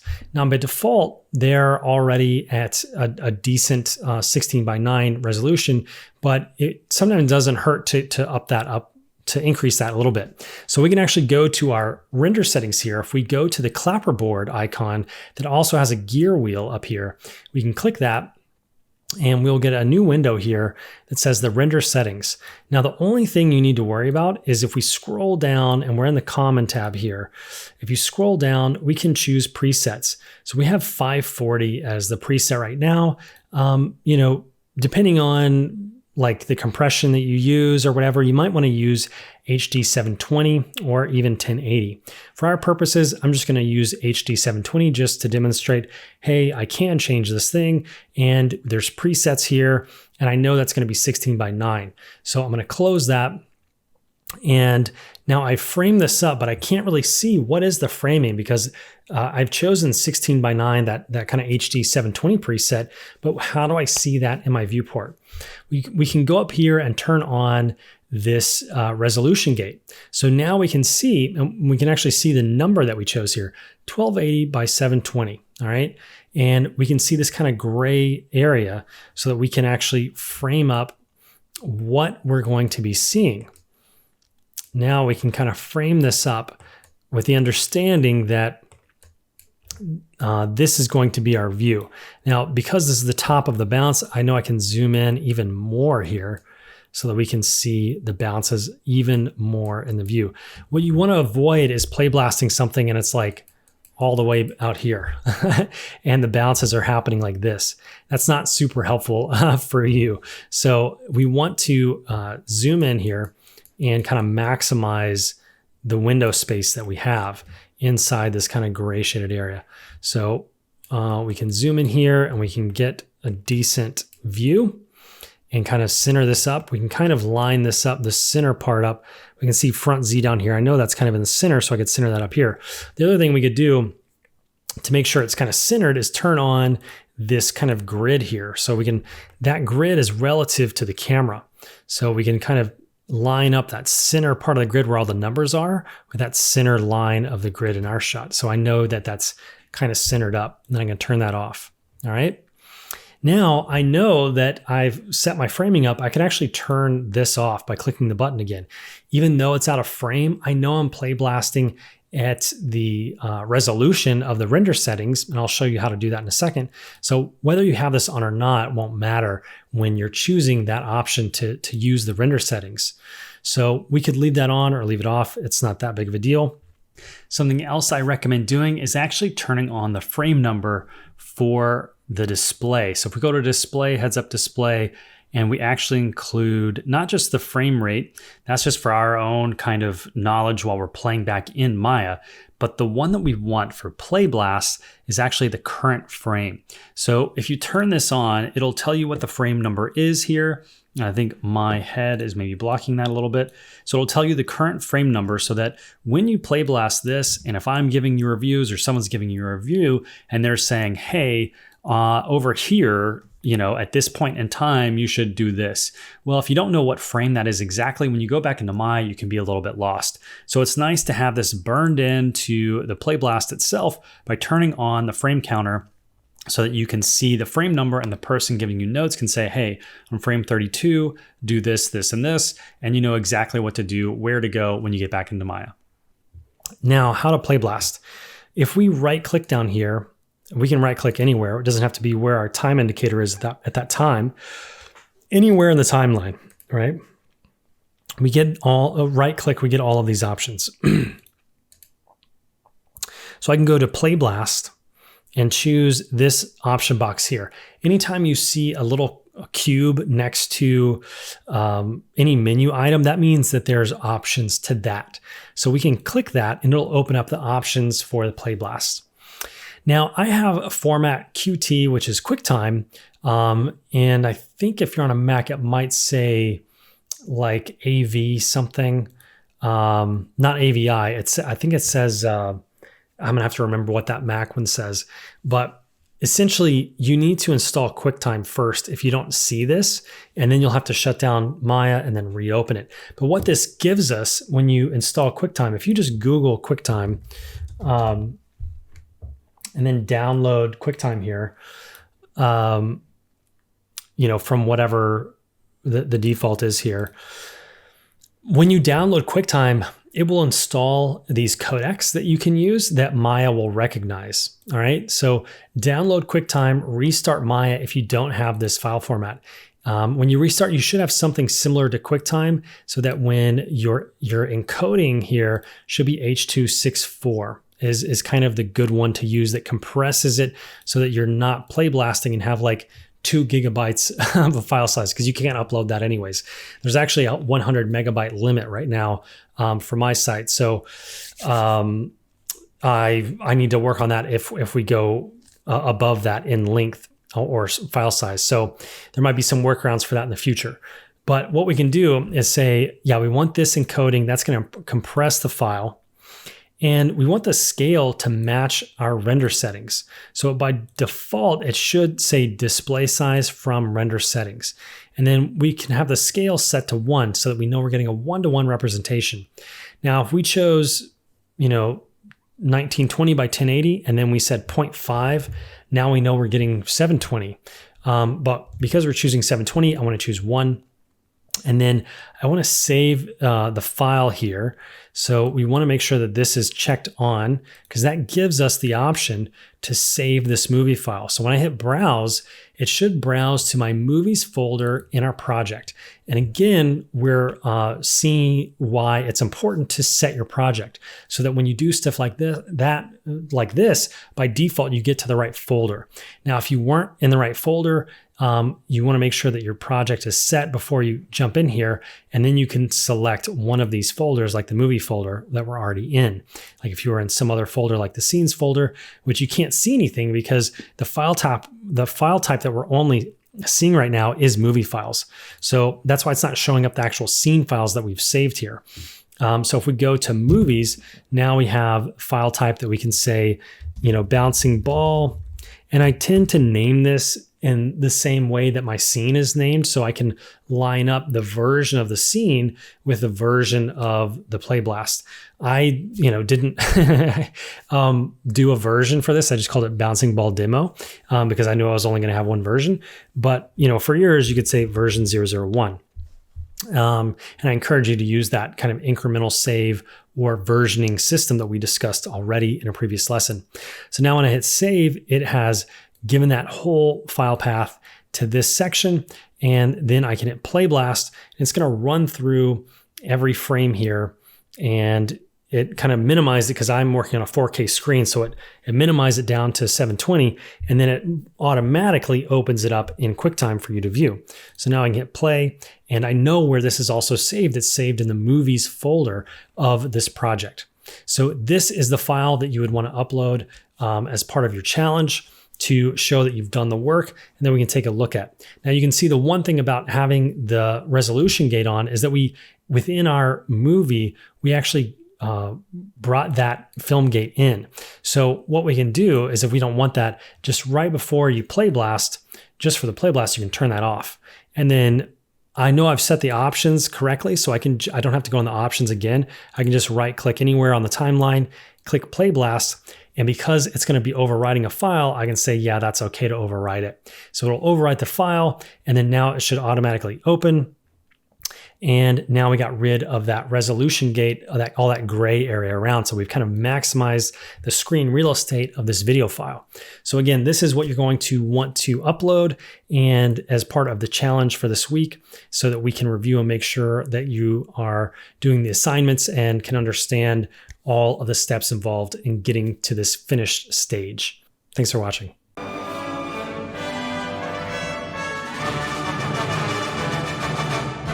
Welcome. We are going to start with learning about how to reference rigs and why you want to reference a rig in, what that is. A referenced rig, and I guess first I should say what a rig is when I say rig. A rig is, when I say rig, is short for animation rig. That is going to be what you're manipulating to animate. So it could be a character, it could be a vehicle, it could be anything. All of those things are going to be rigged that have controls and that we are going to be manipulating. So we want to reference those rigs into our animation scenes. It sounds like a lot of technical mumbo jumbo, but basically what we're saying is bring it into our scene, but it lives somewhere else, right? So that does a couple of things. One, we can't really change the rig. So we can't accidentally mess something up as an animator, okay? If you bring in a rig, you could, just as an import, you could manipulate something, you could change something in the rig, you could accidentally delete something in the rig that you're not supposed to. But if it's a referenced rig, it kind of locks it because we're saying the actual file, the actual rig lives somewhere else. It's over here. And we're just referencing, we're saying, hey, that file lives over there, but bring it in just pointing to what exists in this other file. And so that helps us prevent us from making accidents where we can't really delete anything in the rig, we can't mess anything up. The second thing that referencing rigs does that's really nice is that if the rigger, or if you're the rigger and it's your own personal project, but if you're working in a studio and the rigging department makes an update, they can just make an update to that file that lives somewhere else. And when you open your file the next time or you refresh the reference, which I can show you how to do, you're just saying, get me the latest version of that. And ideally, your animation won't change. That doesn't happen all the time.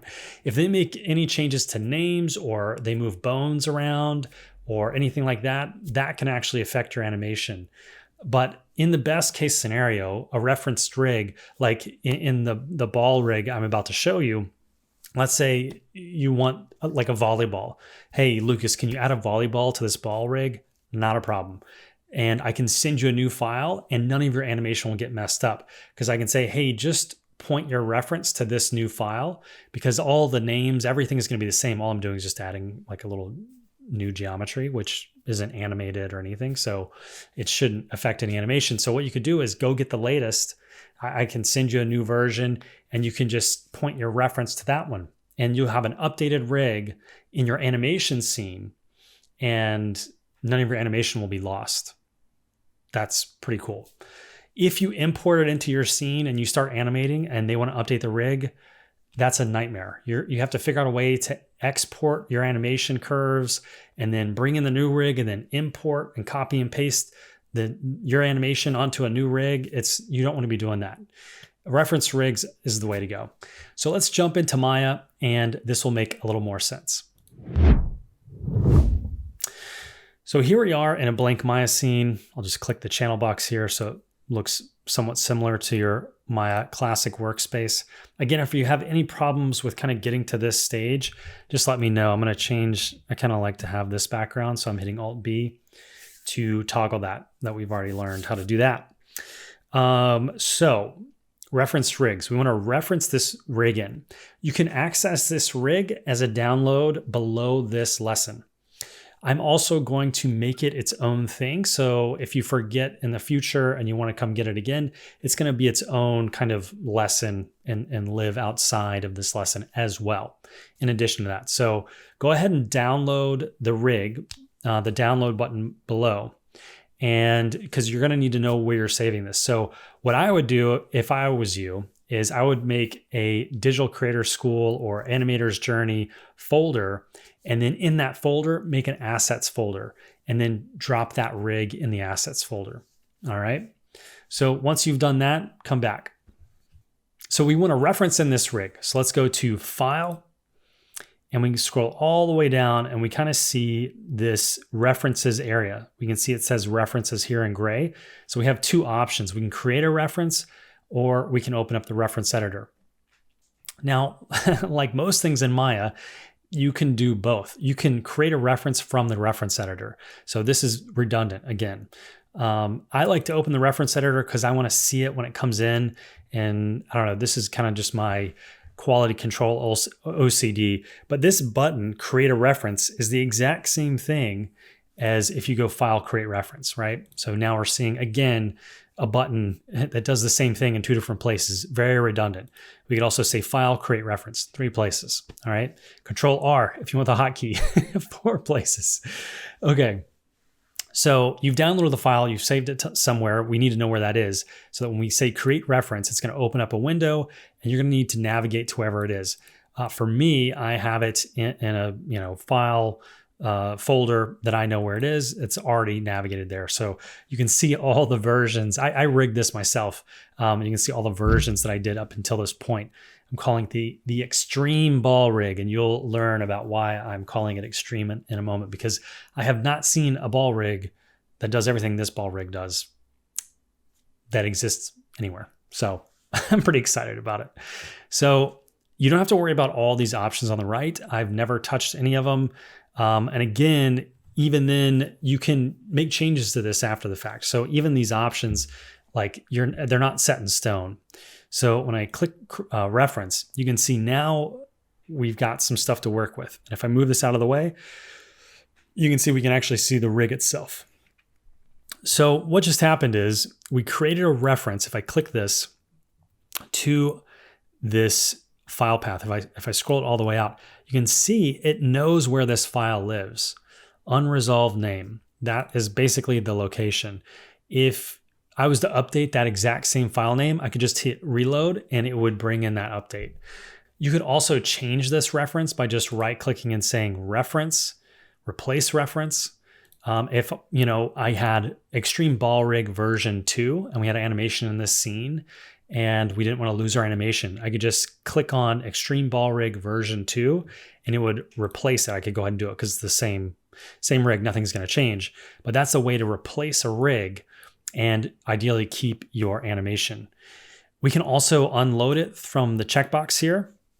Sometimes in a scene, I'm working on a movie right now where I have 200 characters in the scene. And so what I have to do is unload a lot of them to just be able to work on a few of them at a time. So it's good to know in the future how to unload, because there will be a time in your future where you have a scene with even if it's just 10 people, let alone 200, you're going to want to know how to unload and reload. And it just kind of removes it from the memory of the computer. So you can just pop it back in. You haven't lost any animation or anything you've done. You're just removing it from the kind of computer memory so it doesn't bog down your machine too much. You can see we have this kind of held node here that kind of shows, hey, I'm keeping your place here. Now, what's special about references, we can go ahead and close this down. I'll say one other thing about this that you might want to know is you can say file import objects from reference, and that will bring it into the scene. So if you look over here, if you can see this blue little diamond here, watch what happens to that. I can tell that this is a reference rig because of that blue diamond. If I see import objects from reference, that it got rid of that blue diamond. Now I know that is no longer referenced in, that is actually living in this scene. So if I make any adjustments to this, or I want to update the rig, I can no longer do that because now it's disconnected from that reference. Okay.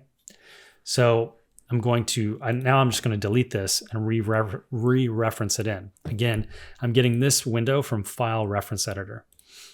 So I'm hitting the plus button to create that reference. I'm just going to bring that reference in.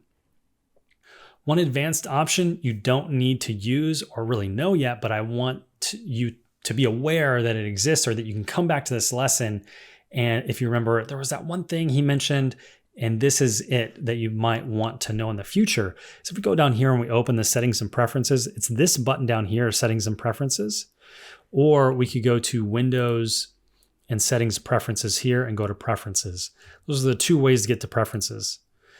If I jump to file references, are all the settings that we have to do with this window and this whole process. We only have two options.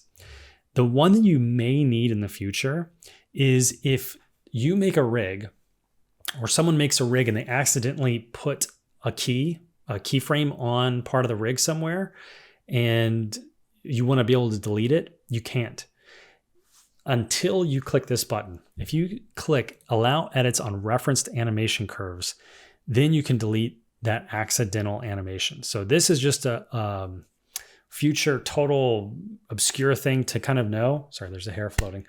But it has come in handy to me when if I send a rig to someone or I receive a rig from someone and I don't want to bother them, or I know, look, they were probably testing something and they accidentally set a key.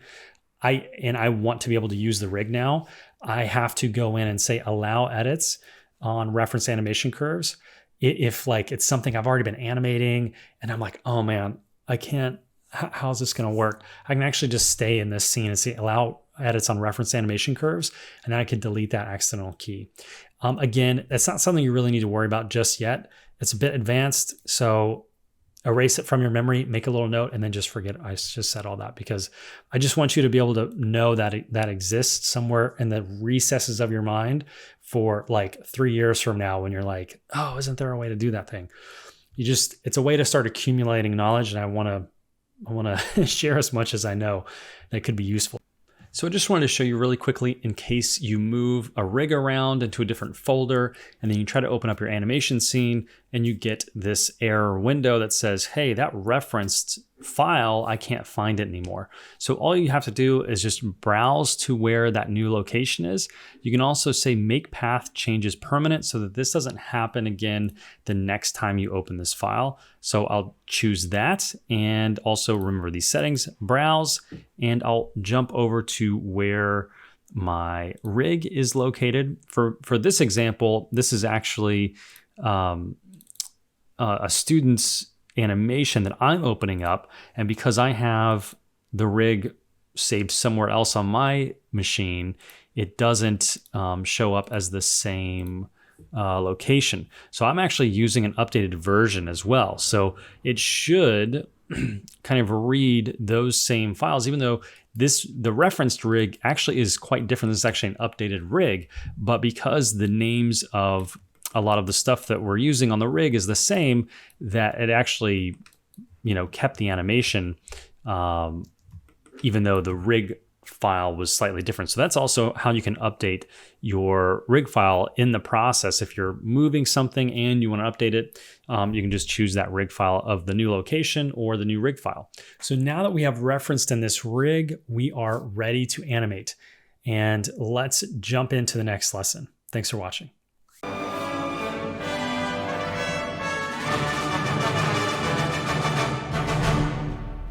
So I wanted to insert this lesson only for people who have never opened Maya before. So if you're familiar with animation rigs and a little bit of Maya, you can skip this lesson. This is really for people who have never used an animation rig, because I've seen some of my students run into some issues I hadn't thought to even address. So I'm inserting this lesson for those people who have never used an animation rig.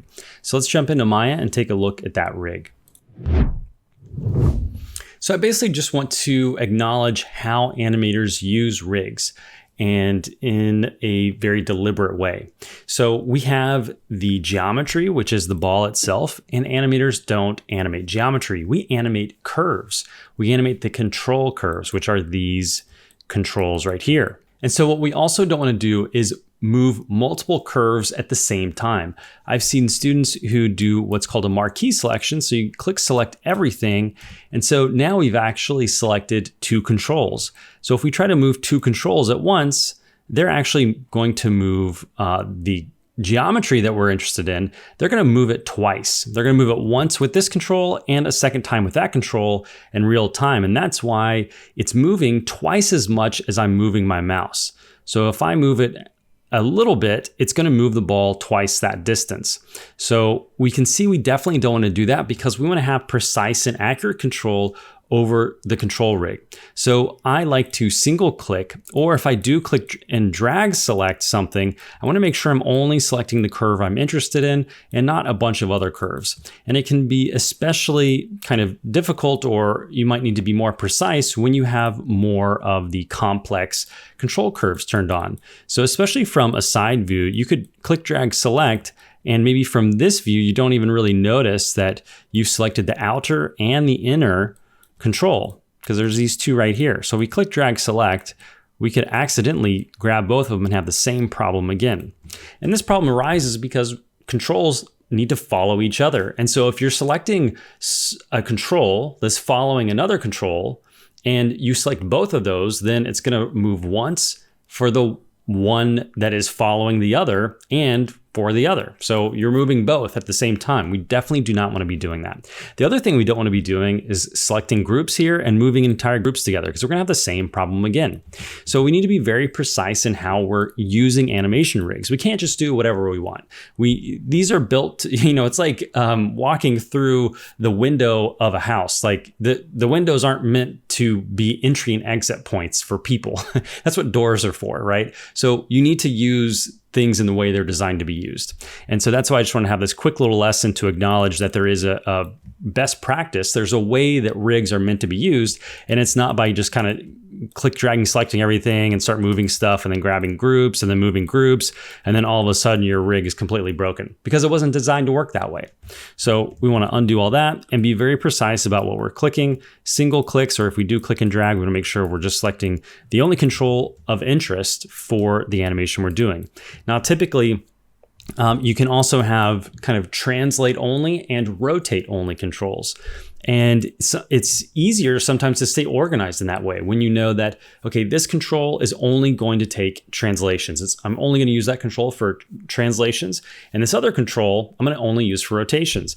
An example on this rig would be this blue kind of inner sphere here. And you can see in the channel box that you only have the option to rotate it. There are no translates available. And so that's an indication from the rigger who built this rig that they don't want you to translate that control either. So it can be an indication of how the rigger wants you to use the rig or design the rig to be used. So a control like this has both, but typically, on something like this, we want to also always leave kind of a control above the one we're using. So for this one, it's going to be this control. So we can move and place this control around and then use this one to animate away from that. And this is really just a placer. It can be called a root. It could be called a main mover. It could be called a placer control curve. And it's not meant to be animated. It's meant to kind of just move something around, and then you can animate away from it. So it's good for positioning something overall where you need it in the scene. And then from that point forward, you can use the other curves to control it. Now, if we had animated this and then you needed to reposition your entire animation, there's nothing left to use. This is the parent of the entire rig. So there's nothing above it to move again. So that's why we want to leave that open for any repositions we may need to do in the future. If you ever get notes from someone who's like, hey, the whole environment moved over this way, just rotate your animation 90 degrees. But if you don't have this placer, open here, open meaning there's no keyframes on it, then you can't really do that. So we don't want to be putting keyframes on these kind of root controls that are meant to just place the rig where you want to begin animating from. And so that's where, after it's placed, then we can use a control like this. So hopefully this makes sense about how we approach using an animation rig, the do's and don'ts of that. And if you have any questions, please let me know. Of course, there's the discussion button right above. And yeah, please don't be afraid to ask any questions. There are no silly questions. Everything is open for discussion. So please let me know if you need any clarification, especially at this early stage of the game. I don't want you spinning your wheels, trying to figure out something on your own because you're afraid to ask a question when it's probably something I could answer in 30 seconds. So I'd much rather save you that time. That's why I'm here, is to help you. So please ask any questions, especially at this early stage, so that we can prevent from lost work or wasting your time trying to figure out on your own. So thanks for watching, and I'll see you in the next lesson.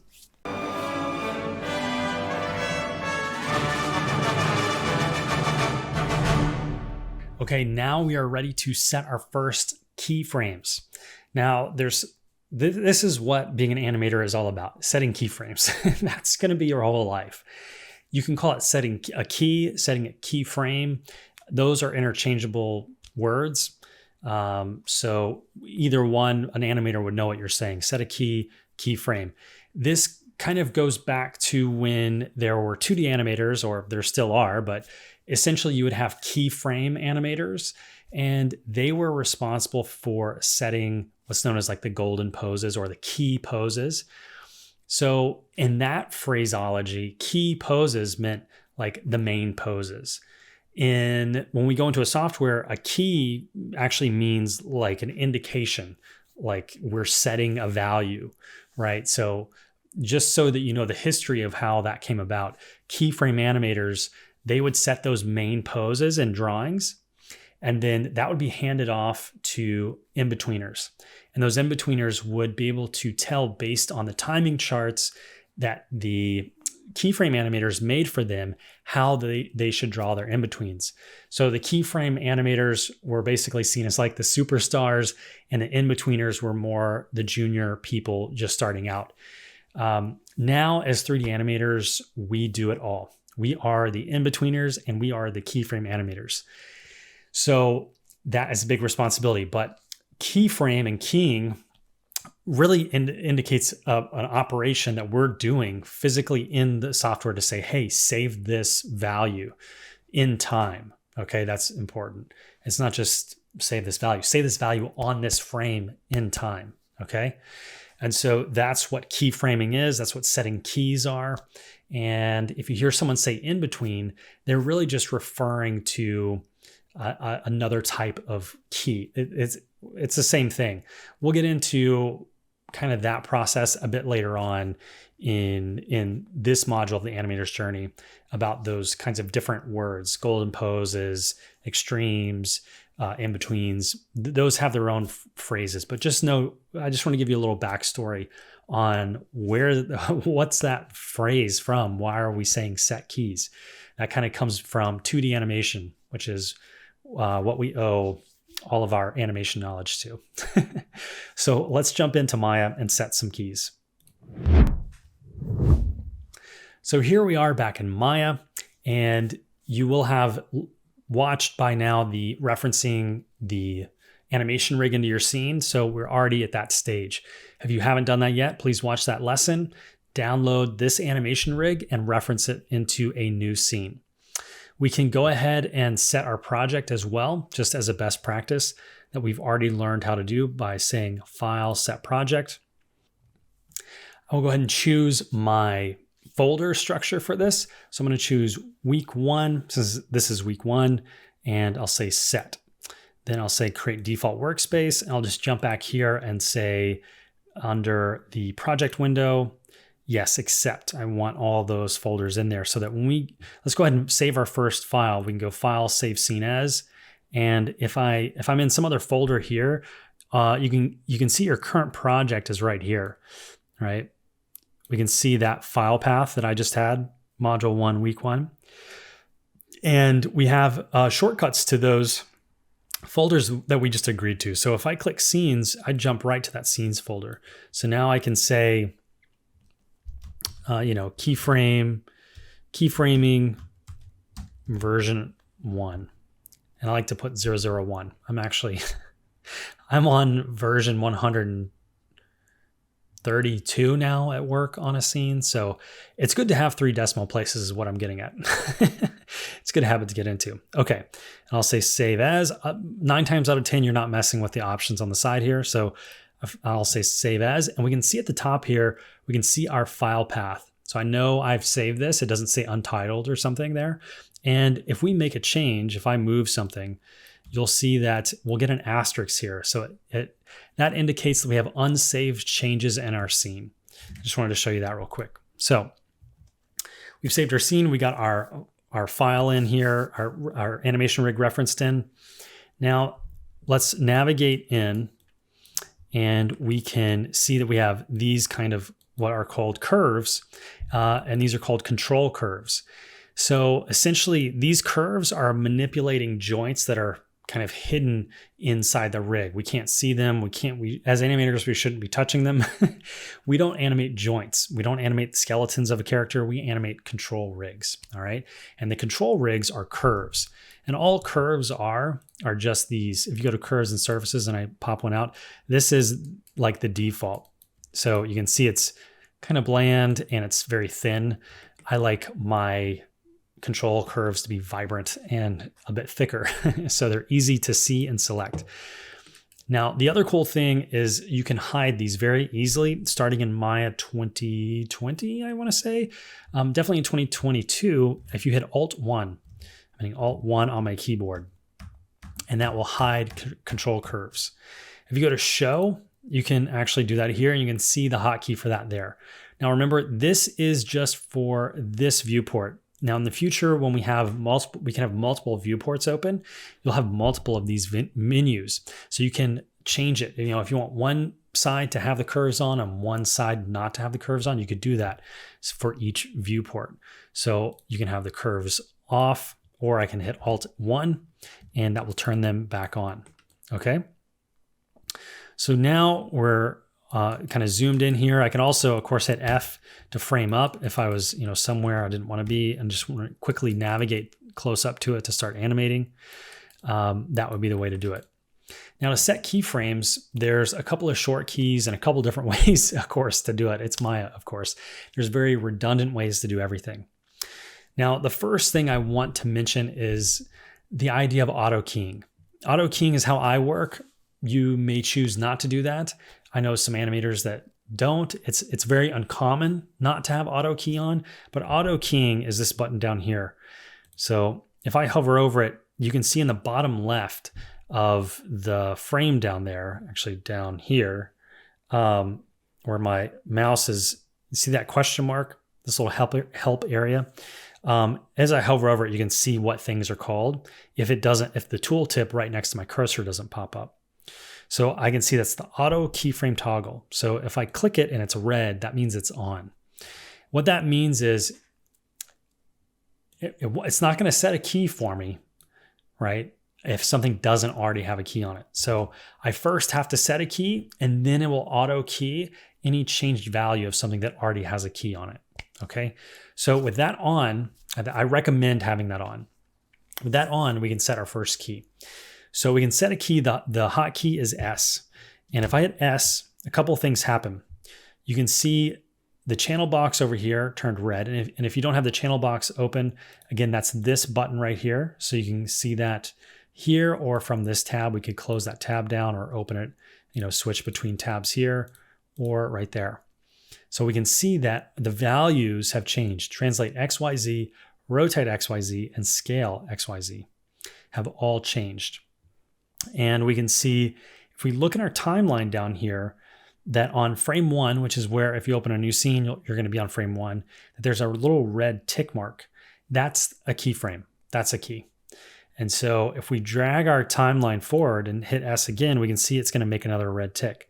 We haven't changed any values, so nothing's actually being animated just yet, but just so you get familiar with and the muscle memory of how to set keys. I like to use the shortcuts Shift W and Shift E. Shift W, as you might know, because if I hit W, that's the move tool. So what do you think Shift W does? It only keyframes the move attributes, which mean translate. So if you watch translate XYZ here and I hit Shift W, you can see that turns red. Now you might notice that everything else is still red. It's just a different shade of red. Now this dark red means that there is a keyframe on the frame we're on right now. The lighter shade red means there's a keyframe on those values, just not on the time that we're in right now. So on frame 67, there is not a value keyed on all of these, but there is on this. And that's the significance of those two different shades of red. And the reason why I like to use Shift W and Shift E is because when we get later in the course, or not later, it's going to happen pretty soon, when we're looking at the graph editor, it's much easier to kind of see what's happening. And if I'm being a bit more deliberate, I know I only want to keyframe the rotate here. And so it's limiting, I'm not having too many keys. It's not so much that like the computer can't handle a bunch of keyframes. It can, it's just that it's visually a lot easier to diagnose what's going on in the graph editor, which is something we're going to talk about later. But for now, what you should be using is just S. So, but I wanted to mention those because those are in the future, maybe something that you're going to want to do. Now, if I want to delete a keyframe, if I make a key by accident, or I want to delete everything, let's start there. If I want to delete everything, I'm like, you know what? I just want to start over. I can select all of those, right click and say delete selected. You can see all the red is now gone from their attributes. If I hit undo, we'll get those back and I'll show you another way to delete keys. I can shift click in the timeline and I can select a range of keys. So now I have 2 keys selected in that range, and I can right click and say delete. And I'm right clicking in the timeline there. So I can also just delete one keyframe by right clicking and saying delete as well. So just for fun, let's just go ahead and, if we just go ahead and move it just to see auto key working, I'm going to isolate it in the X axis and just pull this over. As soon as I let go, it's going to set a key because it knows I changed the value. And what's cool is that it doesn't have redundant keys. One thing I'm not a huge fan of in Blender right now is that this Blender doesn't have this. It'll set a key on every translate, even though you've changed one value. We only moved an X. So we should only have auto key be doing a new key on X. So we can see that indicated again from that different shade of red that we've already learned about. So if I scrub now, we can see that we do have animation. Cool. Now, if we want to actually play our animation real time, we can hit play down here. You can see play forwards. So now we can see it playing back. The hotkey that I use a million times a day is Alt-V. Alt and V. So that will stop it as well. So Alt-V will start and stop. And it's a nice way so you're not always having to navigate down here to the bottom and clicking this little button. Okay? So I can hit Alt-V and stop the animation again. One thing to be aware of is that there are different ways to play back animation in Maya. And so if something's moving too fast or doesn't seem right, because we are working in 24 frames a second, so on frame 24, this should mean 1 second. We can look down here and see 24 FPS, and that should be on by default. If it isn't, you can change it to 24 FPS. That's what we're going to be doing the entire course in, pretty much. The only time I would move to 30 is if I'm working in video games. Which is right here. But 24 is, it's a good way to start because you'll start to get a shorthand to know, okay, this action takes 4 keyframes. This action takes 6 keyframes. And if you're switching back and forth between 24 and 30 frames per second, that's not always the case. You're always like adding a frame to go to 30 or removing a frame to go from 30 to 24. In this kind of shorthand, you'll slowly get as you get more familiar with animation. You just kind of get a sense of like, this should take 4 frames, this should take 12 frames, just as a shorthand. And that's in the language of 24 frames a second. You know, if I go to 30, that means there's more frames describing 1 second. So I need to like buffer and add like an extra frame for everything that I'm doing shorthand for 24 frames a second. If you don't know what I'm talking about, don't worry about it. The takeaway is at frame 24, that means 1 second right now. And you can see that from this setting here, 24 frames per second, FPS, frames per second. So what I was talking about before I got off on that tangent was the fact that there's different ways to play things back. So if I right click and I go to the playback speed here, I want to play real time. These 2 options down here are good if you're doing simulations. That's not what we're covering in this course. That's not something an animator really ever has to deal with. Real time should be on by default because I do a bunch of stuff and I do simulations, and because I have a more of a generalist background. Sometimes I will use these, but real time is the way that you're going to want to go. Now, depending on your computer, you may not be able to watch stuff play back in real time. Your computer might be too slow to see something in real time, especially once the rigs get complicated and it's evaluating all these kinds of different things. The way to tell whether or not you're actually seeing something play back in real time is to turn on a kind of frame rate counter there. So we can go to display and go to heads up display, and we can go down to frame rate. So we turn on frame rate. I'll just pause here for a minute so you kind of soak in this menu. It's a lot of stuff. But again, like as an animator, it's like, you know, being an ant in an ant farm. You're like, this is my tunnel. I don't know where all those other tunnels go. I just need to know where my tunnel goes. This is your tunnel for like, you know, just doing this. We're not going to mess with like anything else in this menu pretty much. So frame rate, we want to turn on frame rate. So now if I hit play, I'm going to scrub back to the beginning. You could also click this button to jump back to the first frame. go to start of playback range. Now when I hit Alt-V, I can see down here, I'm getting real-time playback, 24 frames per second. You can kind of see it's jumping like 23.9, 24. That way I know what I'm seeing is how the audience is going to see it. Because a lot of times, once you get these very complicated rigs, way off in the future, we're not dealing with complicated rigs. But just so you know, in the future, you could be dealing with very complicated rigs or a ton of rigs in your scene. Like I'm saying, 20, 100 rigs or something. And you are not going to get 24 frames a second. You're going to be lucky to get like 2 frames per second playback. And the way around that, so you can actually see the real motion that's happening, is you're going to have to Playblast. And Playblasts are basically these kind of animator renders, renders not including lighting and all this fancy stuff, just like a viewport render of what you're animating. And so you can actually play back a movie file. Outside of Maya, you'll open up a movie file and you can play back and see what's actually doing at real time. Playblast is something we'll cover here in a little bit. We don't need to Playblast anything just yet because you should be getting 24 frames a second now already. Okay, so now we've done a couple of lessons about learning about Maya, the software. Now let's jump into learning about animation.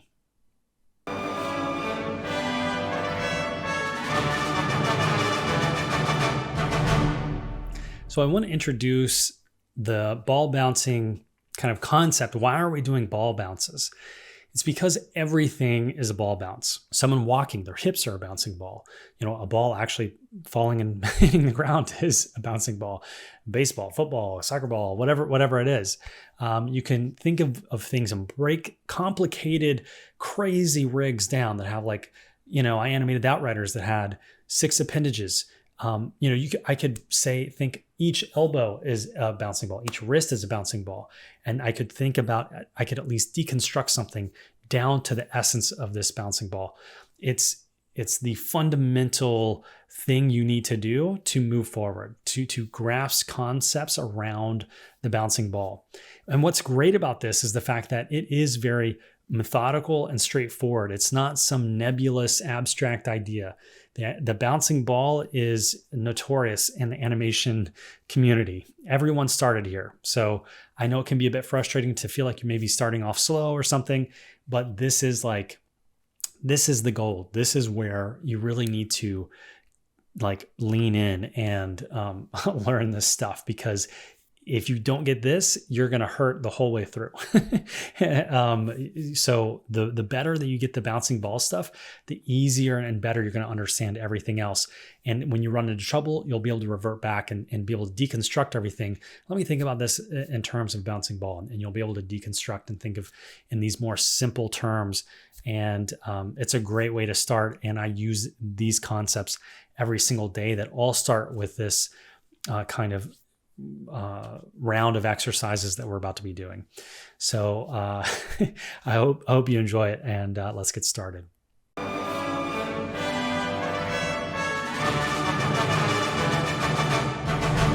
Welcome to learning your first animation principle, and one that we're going to use in the challenge for this week with a bouncing ball. It's one of my favorite, and you see it everywhere, and it makes everything feel right. And it's based in physics as well. So there's a scientific side and there's a very artistic side to a lot of these principles that we're going to cover. So what is it?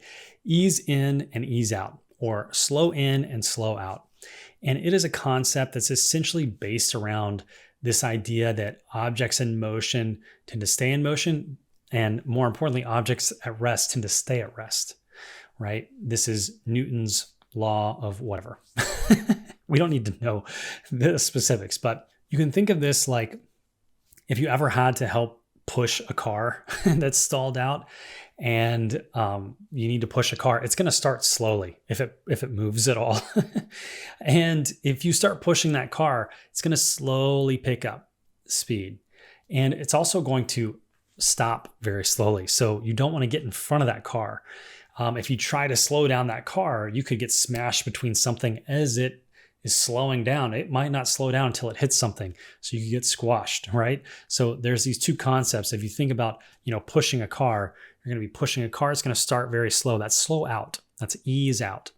And if you try to stop that car from moving now that it's moving, you're like, well, it's going to hit a wall or something. And you try to slow it down, it's not going to immediately stop.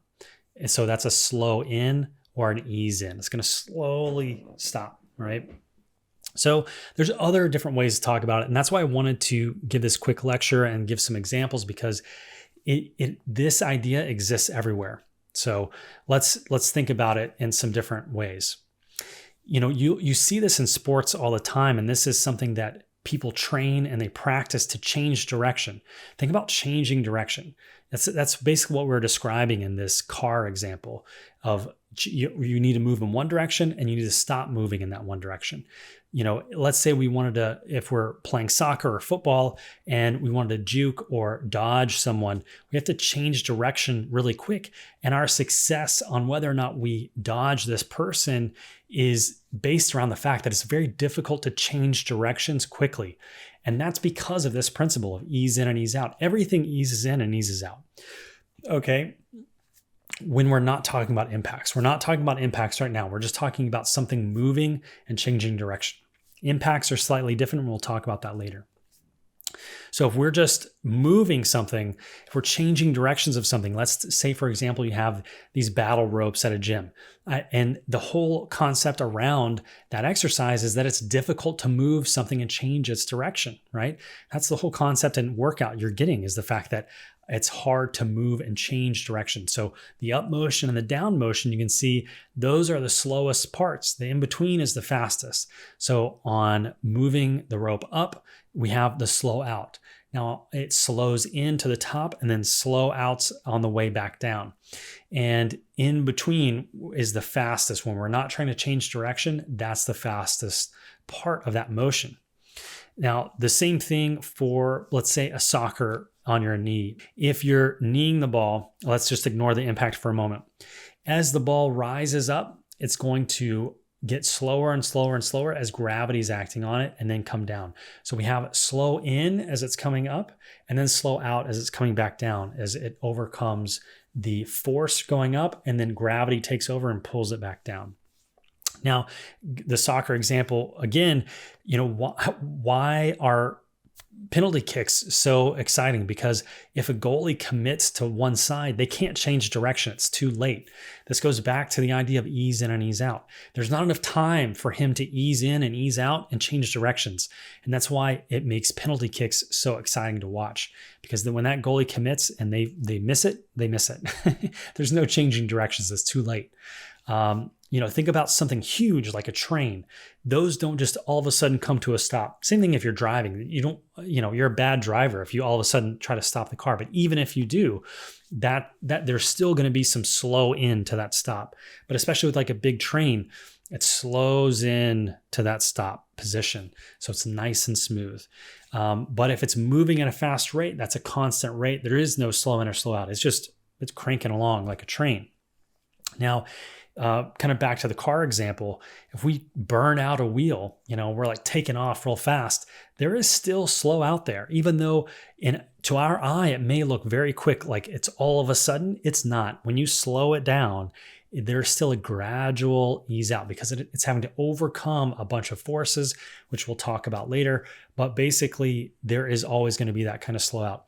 One of my favorite examples of a slow out is when I went bungee jumping in Vancouver. And so here's a video of that happening. You can see as I jump, I am slow out. I'm slow out of my kind of rest state. I was basically at rest. And now an object at rest tends to stay at rest until something acts on it. In this case, gravity. So I'm slowly accelerating. I'm slow out, accelerating down. And then what makes bungee jumping such a great example for this too is that it's not a rope. I'm not on some tightrope or a wire. This is a bunch of bungee cords. And the reason is because I want to slow in. I want to stop slowly as well. I don't want to get torn in half at the end of the bungee jump. And so we have a perfect example of slow out and slow in a bungee jump. So these are just some examples of how to think about this principle of animation in your daily life and in your observation, because that's what we're doing as animators. We are observers and we are collecting data all the time, and because we need to know how things move naturally so that we can either make it move exactly naturally the way we want it to, or we can exaggerate those things. But we can't exaggerate what we don't know, right? And so we have to start with these principles and understanding how the real world physics of how things move. And that's what a lot of the animation principles are rooted in, like ease in and ease out, these kinds of physics principles. So let's get started in Maya in the next lesson, and let's start seeing this in action. Thanks for watching.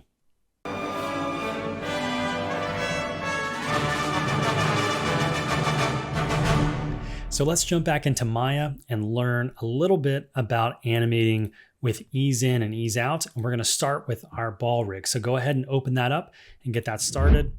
I still have this from the last lesson. So what I can do is just delete all my keyframes. If you double click the timeline, it'll select the entire timeline. So I don't have to shift, click, and drag. So I'm going to double click the timeline, delete the animation that I made from the last time we were working with this, and I can just type in 0 here and translate to get that back to 0. So you should have a scene with a file with the rig referenced in this file scene. And I'm going to save a new file here, save scene as, and this is just going to be ease in and out. So let's start animating. I'm also going to turn on anti-aliasing just so the screen looks nicer and it doesn't look all jaggedy lines. So I may also turn to the light gray. What do I like? The light gray? So let's see ease in and ease out in action and learn about the graph editor in this lesson. So if I select this and I go back and select, I could just select translate X if I wanted to.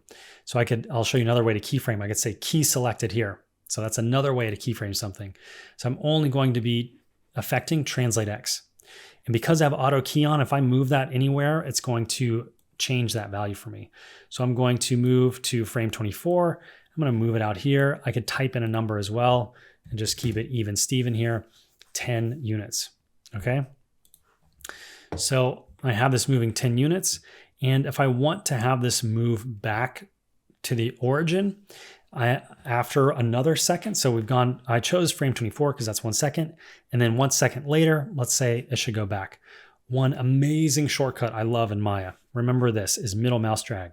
So if I choose, I know that this keyframe is already at where I want it to be at frame 48. So if I just middle click, you can see the frame actually hasn't moved. You can see if I drag to 48, the ball's over here on the right. But if I'm on frame 1 and I just middle mouse click to 48, then sorry that this isn't updating down here. This is a plugin that a buddy has given me, so it's not perfect. So I'm middle mouse button clicking here. Sorry, I did it twice. I'm middle mouse button clicking, and that's why it didn't change. So scrubbing, it changed. Middle mouse button clicking from here, it didn't change. So now if I actually set a key, I have saved that value again. So I'm middle mouse dragging all the time when I'm animating.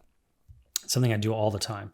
It'd be the equivalent if we go here and say right click copy and then right click paste. I could do it on a different frame just so you can see it happening. That's another way, but it's way too many buttons for my taste. I like to go, and also you can do it on frames that don't have keyframes. So if I say, you know what, I don't want it to be on a value of 10, I could come, somewhere on, let's say frame 12 is like middle of the road. I could middle mouse drag that to 48 and then keyframe that. So now instead of going all the way back to 0 from 24, we're going back halfway. So middle mouse clicking is huge. I love it. Okay. So remember that. So if I'm middle mouse clicking, you can see it's not updating because it's thinking I'm saving where what I'm seeing in the viewport. Just want to dial that in. So if I'm left mouse clicking, I'm scrubbing. Okay, so by default, if I hit Alt V and play, we should be seeing ease in and ease out. Okay, I'm just going to get this back to loop. So what I can do is middle mouse drag frame 1 to frame 48, right click and say key selected. I could hit Shift W, but we're only changing one translate value, so I don't want to add more keys than we need. I'm going to drag this all the way down to frame 48. Now this is going to loop when I play back. So you can see it's just repeating itself. If it's not repeating itself, you don't have loop turned on down here. So there's this option, continuous loop, down here right below me. If I click that, it will toggle through all of them. So clicking it once, we'll just say play once. Clicking it again, we'll say oscillating, so it'll ping pong back and forth. And then the default should be looping, all right? So we can see it loop. So we can see when it's moving that it is slowing down at the end, at either end. So this is ease in and ease out in action. And we're getting it by default in Maya, right? And why is that and where is that? We can see that best in the graph editor. So let's get introduced to the graph editor. You're also going to live in the graph editor. At least I do a lot. There's some animators that are kind of crazy and they don't. But if we go to Windows, Animation Editors, and Graph Editor, this is like your new home, okay, as well. Because you can visualize, the graph editor is visualizing the value change over time. That's all it is. It's a graph, right? Graph editor. We have the Y up and down, the kind of Y values. I'm not talking about translate Y, but if you just graph something from math class, right? The vertical axis is the Y axis and the horizontal one's the X axis. That has nothing to do with the fact that things are named translate X, Y over here. That's just how graphs, are called if you know math, right? So if I open that, mine opens there. Yours might just be a free floating window. Sorry, let me just click and drag this out. So yours might just be a free floating window. For example, if I click and drag and hover this over, we get this blue bar that indicates if I let go of my mouse, it's going to dock the graph editor or any window I do this with or panel that I do this with in Maya, it will dock it there. So if I let go, we can see that it docked this and it changed. Now my viewport is very tiny. So if I just hover my mouse over this area, I can see my cursor has changed. That indicates I can click and drag this over so that we get back to seeing a bit more of our viewport as opposed to our graph editor. I can also click and drag this to collapse it down, and we can see that we have one value visible here under this. It's the same name. We can see based on our rig that, oh, okay, this is the extreme ball rig, and it's this value of that rig for center outer controller, okay? So for Translate X, I can click that, I'm gonna isolate that, and I can see in the graph editor some values. We can see it's kind of clipped off here because we aren't seeing it fully viewed. So I can hit A and it will frame all. I can also hit F and it will frame on a selection. So if I select something here and hit F, it would frame up on it. So if I'm over here and then hit F, it'll do something similar to frame all. So if I hit F, same thing. So we have those two hotkeys, A and F, to be able to navigate. Now, one thing I do like to turn off is auto frame.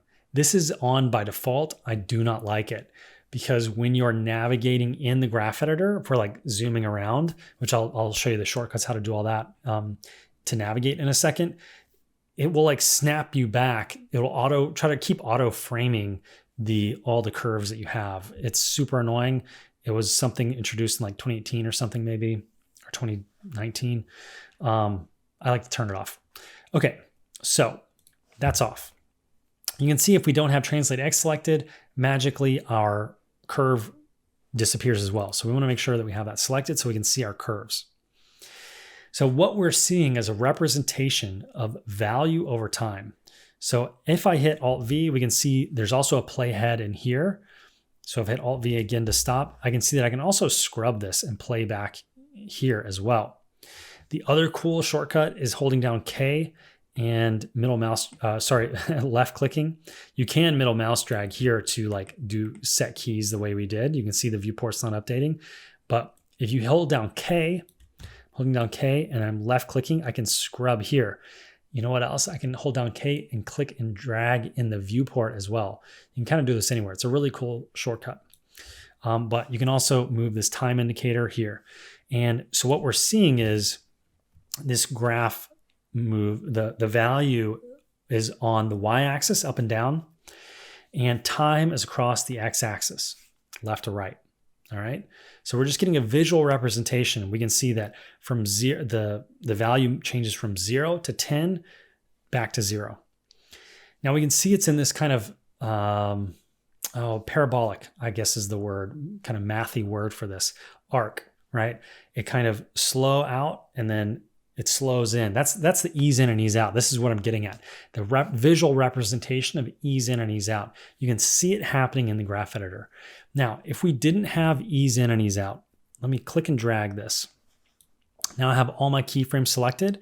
I can click this little button here. If I hold over it, it's going to change everything to linear tangents.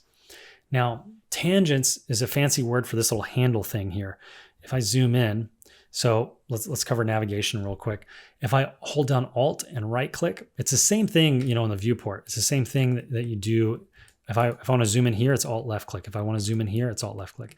If I want to pan around, it's Alt middle mouse button. If I want to pan around here, Alt middle mouse button. Same thing. So if I zoom in, you can see these little handles. They just kind of get smaller as I zoom in. But you can see these kind of little handles right here. That indicates the tangents, what's happening away from going into and away from that keyframe. So if I hit A to frame all again, and I make sure click and drag, marquee select everything, all the key. There's only 3 keyframes here, right? So when I click and drag select, I'm only selecting the keyframes. If I click linear tangents, watch what happens. Linear, meaning a straight line, interpolated between those keyframes. So now when I play back, we have lost all ease in and ease out. And it looks very mechanical. It doesn't look natural. It looks like it has no weight. And this is what we want to avoid unless we're animating something like robots or something with impact, which we'll talk about soon. But in general, especially in like motion design or something like that, you would want to have like some ease in, nice fluid motion. That happens from auto tangent. Auto tangent is this far left one. Now, in the most recent version of Maya, there's these other tangent handles. Don't worry about those yet. The main ones we're going to use, if I expand this out, you can see a couple more here, are basically linear and stepped. Right now, you've already seen linear and you've seen auto tangent. Those are the 2 buttons here that you're going to use a lot, as well as stepped. We'll get to later. But this demonstrates the principle of ease in and ease out, and you can see it represented visually inside of Maya. Now, let's say we wanted to have more ease in and ease out. We can do that. So what we need to do is be able to control the handle. I'm just going to hit escape. That's also a way you can stop playback, as well as Alt V. I want to grab this handle and I want to move it. So I've hit W and then middle mouse drag in the graph editor. I can move the handle, but it's not really extending the amount of curve that we have. It's just changing where it happens. And what I want to do is take that handle, I want to drag it out, but it's locked right now. I can't pull it out. So we want to unlock this. So if it undo, we get back to the default here. And what I can do is select this curve. I can select the curve just by click dragging, selecting here, or selecting the value there. What I can do is go to curves, weighted tangents. So when I click this weighted tangents, watch what happens to the tangent handles in the graph editor.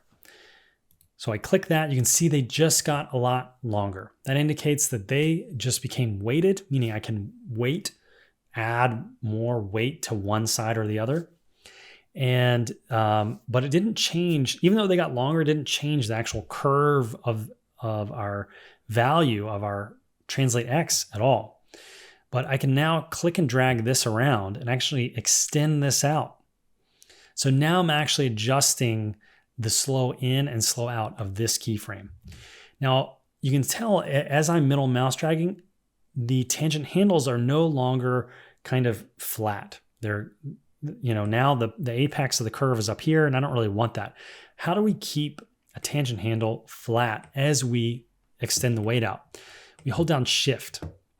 If we hold down Shift, it will maintain the current the current attitude that it's at. So if it's down here and I hold down Shift, it's going to maintain that. No matter if I'm moving up and down with my mouse, it's not going to change the tangent. So what I can do is just go back to auto tangent to get that back to default. Clicking auto tangent does not change the fact now this is a weighted tangent. So I can still click and drag this out. Auto tangent, just if I click and drag this, it'll get it back. Now the reason I'm clicking the keyframe and not the tangent handle. So if I do this while the tangent handle is selected, it'll only do that for that tangent handle, right? I want to reset the whole key. So I want to select the keyframe. So it's going to get both tangent handles, all right?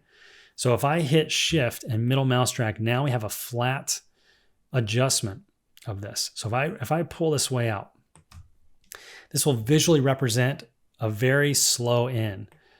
Now you can see that we still have ease in and ease out happening on both, but it's just happening a lot more in that middle keyframe when we're going to the right here.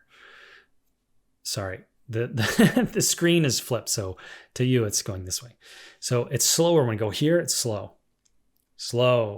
and it speeds up, slow, speeds up. So we slowed it down because if you think about this kind of graphically, and I'm really harping on this because it's important to start to grasp this at an early stage. As I'm scrubbing, where are we spending more time? Where is this curve kind of bunched up? It's going fast. It's going, the rate of change is happening very fast here. The rate of change really slows down right here and we're spending more time, right? If we were to kind of draw a box here, let me get the Epic Pen open. If I was to draw a box around the time, like if we're thinking from left to right, because that's time down here, right? Like this, going this direction is time. So if I draw a box around, where are we spending the most time going into this? So from here to here, we're spending this much time. From here to here, we're spending very little time. So if we look at just the horizontal line here, this indicates time, remember. So this is not a lot of time compared to this. We're spending much more time slowing down in this value range, right? So I want to just kind of drive that home. It's kind of you kind of have to absorb this and kind of like let it sink in for a little bit and do this for yourself so you can kind of see it change. So you can see, okay, this is ease in and ease out. This is how it, changes as I affect the tangent handles.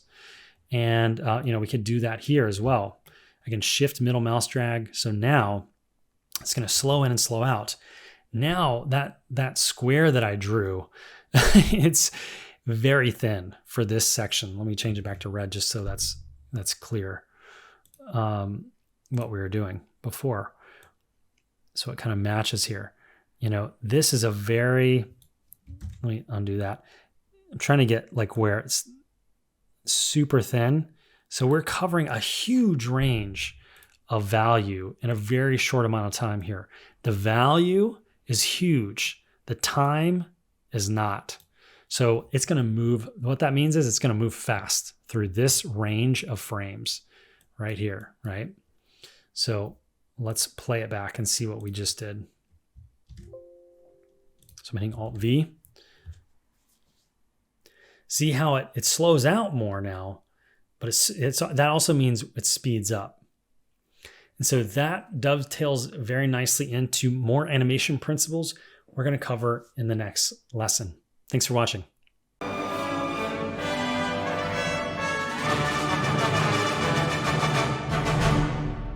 Let's learn about two more animation principles at the same time.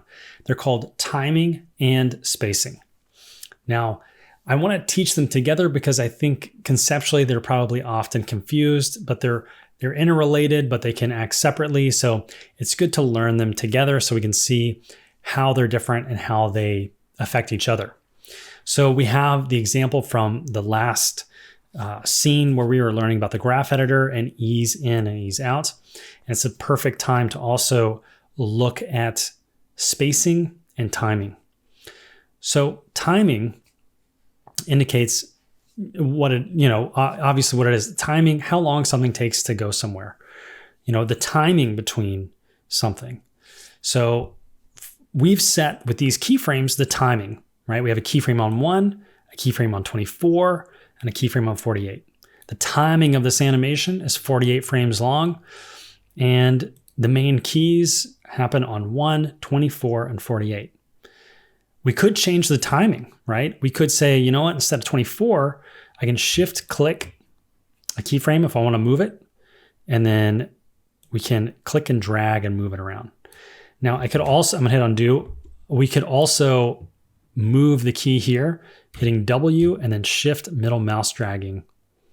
I can move a keyframe as well. So I just changed the timing, okay? And it's important to know what these words mean, because when you're receiving notes from me or, you know, in your first job and someone says the timing's off, you need to know exactly what they're talking about, so that when you sit down to fix whatever note you got, you need to know exactly what they're talking about. This is what they're talking about, timing, changing the timing, okay? Now, that is changing timing, okay? Spacing indicates what's happening on each frame and the space between each frame, okay, of the object in question. For us, it's this ball. It's this ball that's moving. Let me just, I'm going to click the outliner tab here, and that will collapse that down and give us a little more room. I'm also going to click drag this over and then click drag this over so that we get a little more screen space here. I'm just going to jump to 24 and then kind of frame up so we kind of can see everything. Now I'm going to hit Alt-1 so we hide the curves for now. And I'm going to hit Q just so we don't have the move manipulator showing. So when I hit play, we can kind of see this. Now the timing from frame 1 to 24 to frame 24 to 48 is the same. It's 24 frames, right? From 1 to 24, and it's 24 frames from 24 to 48. So the timing is the same, right? But the animation looks different. It's moving faster on one side. It's moving faster here, and then it's slower here. Fast, slow. Fast, slow. I'm moving my head in the wrong directions because the camera's backwards, but you get the idea. Fast, slow. Fast, slow. Fast, slow. Fast, slow. But the timing is the same, right? Both are happening within 24 frames. So what's the deal? The spacing is different. This is the new animation principle and why I want to teach them together, because they are interrelated. The timing is the same, but the spacing is different. So essentially, spacing is the space between each frame. How far is this moving between each frame? The spacing is different, right? Where here in the middle, we can see from the graph editor the fact that it is moving very fast. The spacing here must be much further apart than it is here. The slope is much more shallow, and this is much more steep. That's what makes it much more fast. But the spacing between each frame here is going to be different from the way we're coming back. So we can see it changes quite a bit through here. There's big jumps. So if I just grab, let's just an example kind of in the middle. So we're on frame 12. So it should be going about the fastest that it should be going for the whole animation. Now, if I just grab a drawing for each one, we can see it's moving so fast. There's actually space between each. If I can draw the circle, you know, kind of accurately, there's a little space here. I'm gonna hit Alt-1 to get rid of the curves here. So you can see there's like a little gap right here. So there's actually literal space. Spacing doesn't necessarily mean that you always have to have space between something. Spacing just means what's the distance something is moving between each frame. So if we now pick the middle two frames of coming back the other way, that will be here, right? 36 and 37. We can see that the spacing here is way different.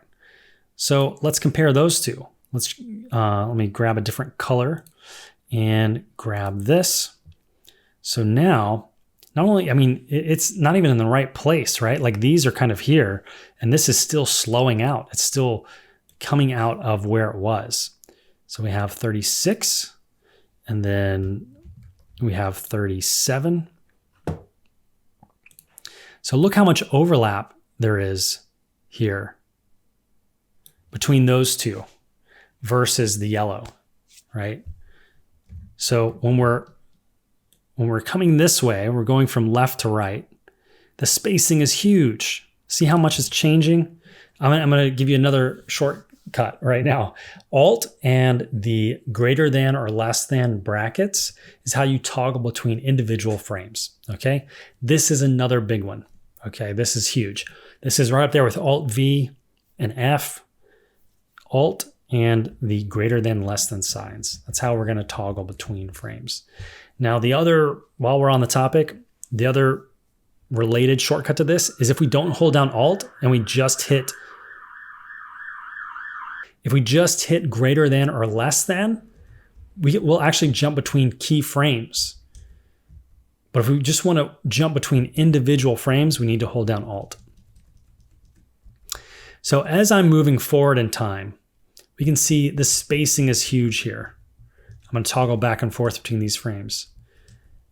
The same exact frames, when we're coming back the other way, as we move through time, we're getting to that same middle point in those same timed keyframes, right?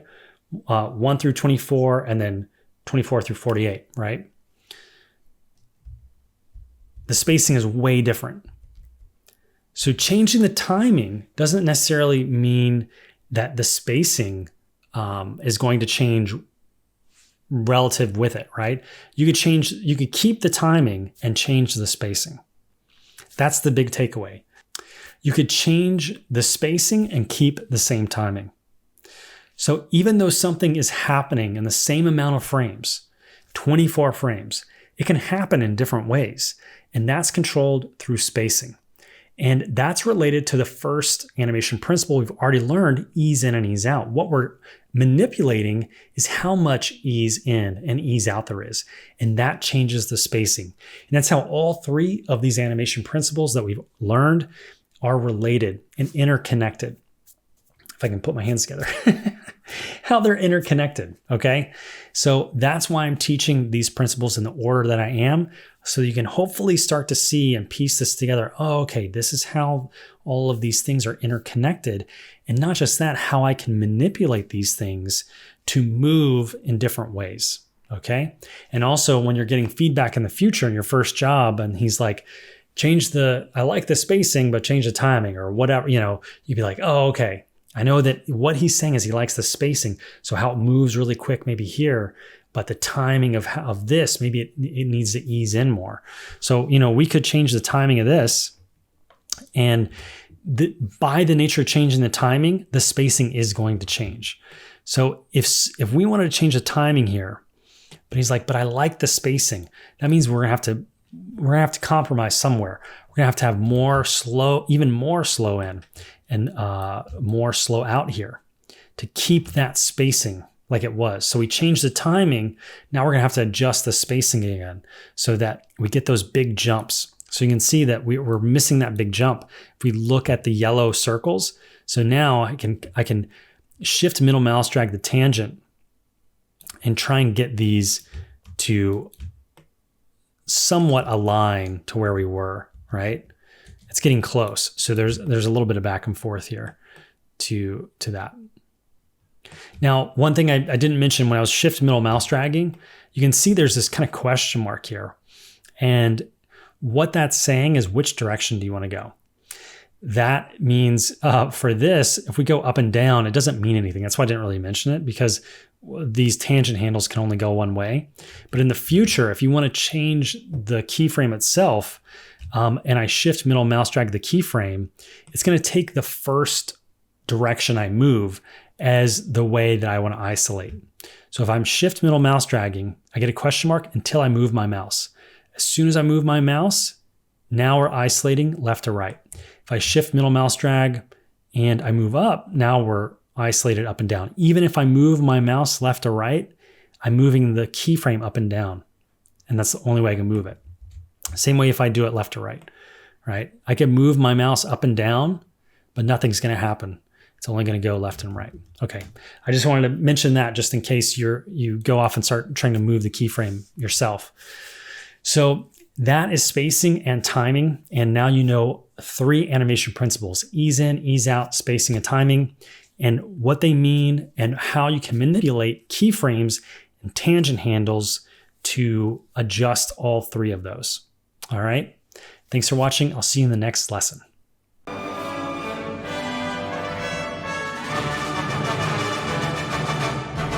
Welcome to this lesson about squash and stretch.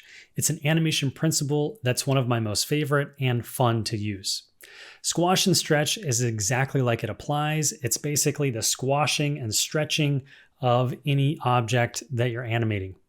Now, even just watching my face speak, there's squash and stretch happening in my face. My jaw's moving, so I'm stretching my face out as I'm speaking, and I'm squashing as I close my mouth. The same thing is happening internally with my lips.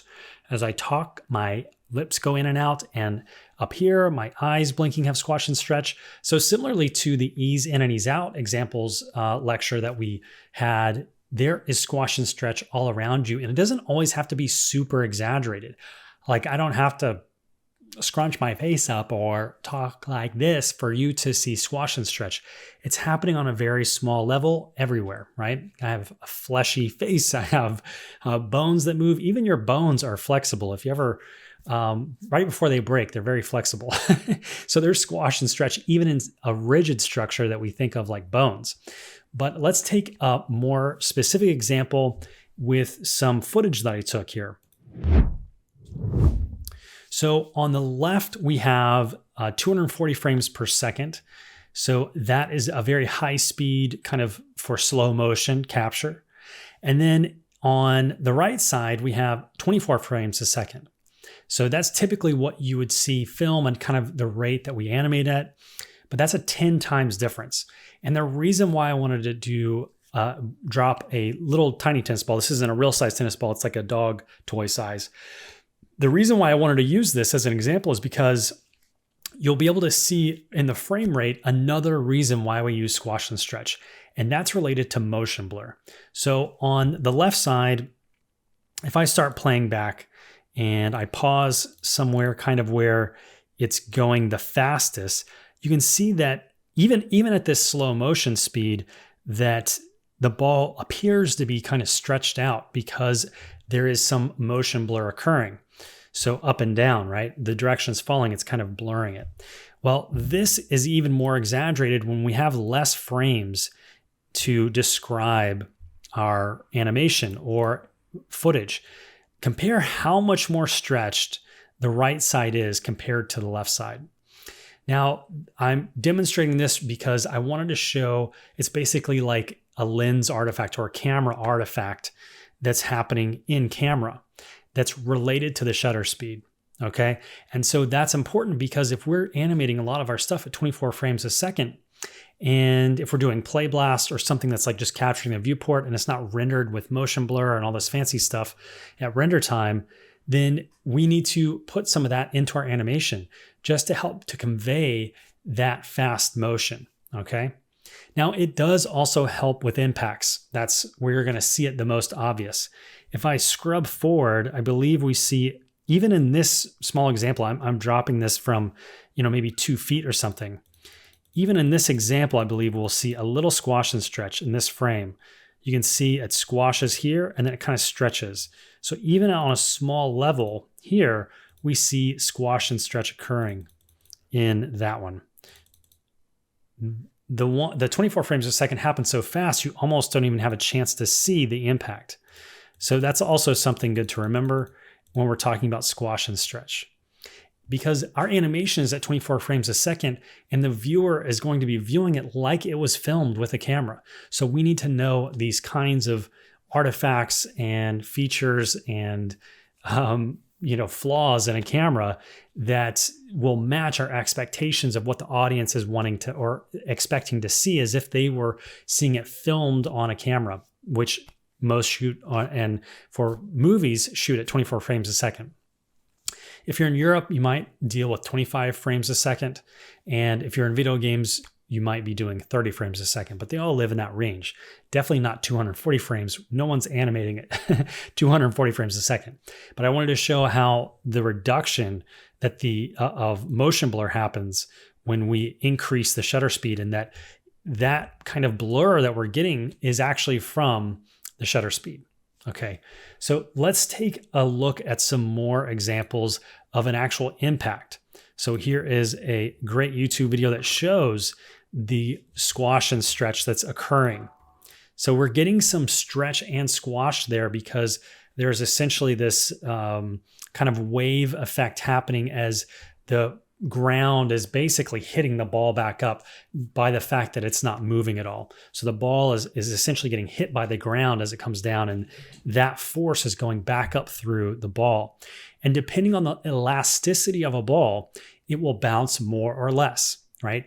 And there's nothing perfectly elastic. So that's something to keep in mind as we move forward, and we'll talk about a little bit more. So this is a great example of squash and stretch. You can see it happening in slow motion. Of course, it's good to know because sometimes you might be animating something happening in slow motion. Now, another thing, another ball, different type of ball that has a different type of elasticity is a squash ball. And if you've ever played squash, or if you're not familiar with it, you basically play in this little room and the ball is very much smaller. It's about this big. And they will actually warm up the ball to make it more elastic. So just from the impact of the ball hitting something will create friction, and it will heat the rubber in the ball to make it even more elastic. So even the properties of a ball can change over time depending on the forces that are acted on it. So we can see that this is incredibly more elastic than the tennis ball.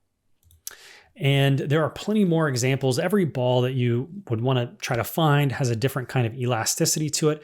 And so that indicates that the way that we animate it will indicate the type of material that it is, and also that it's hitting. So if you were to throw a ball at sand, it's going to react differently than if we throw a ball at concrete, no matter what the kind of ball is.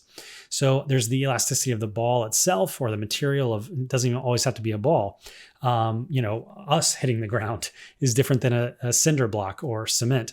And whether we're hitting grass or sand or we're hitting pavement, they have their own elasticity as well, the material that we would be hitting.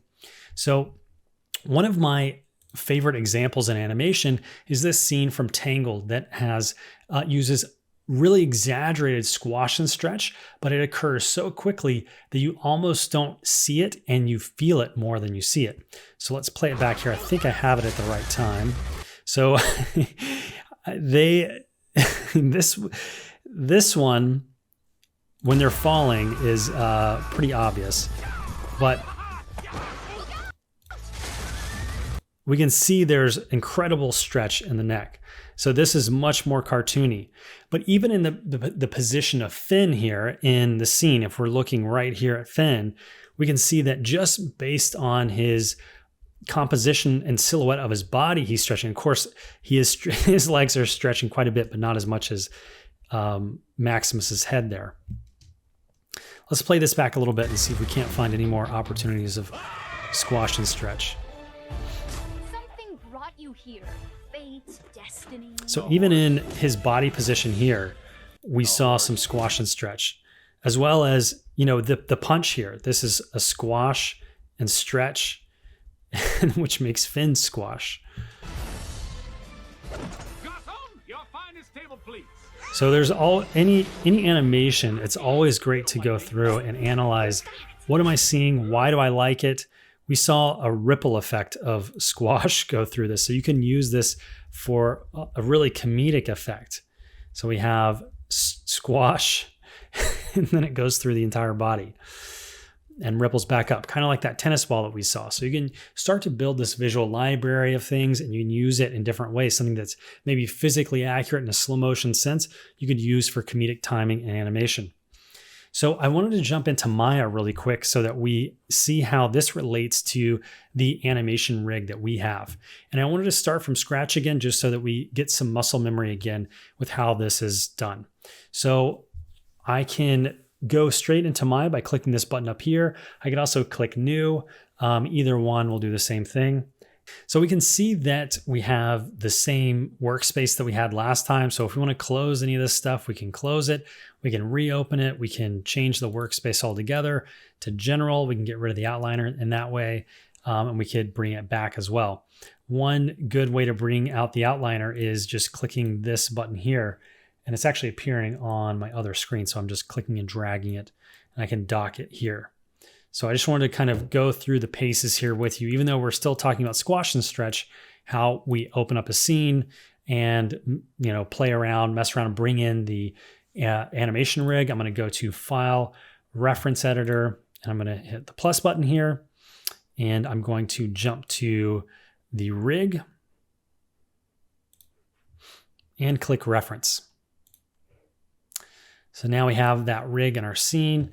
I'm going to hit Alt-B, change the background to something a little nicer, and turn on anti-aliasing just so the image is a bit smoother to our eyes in the viewport.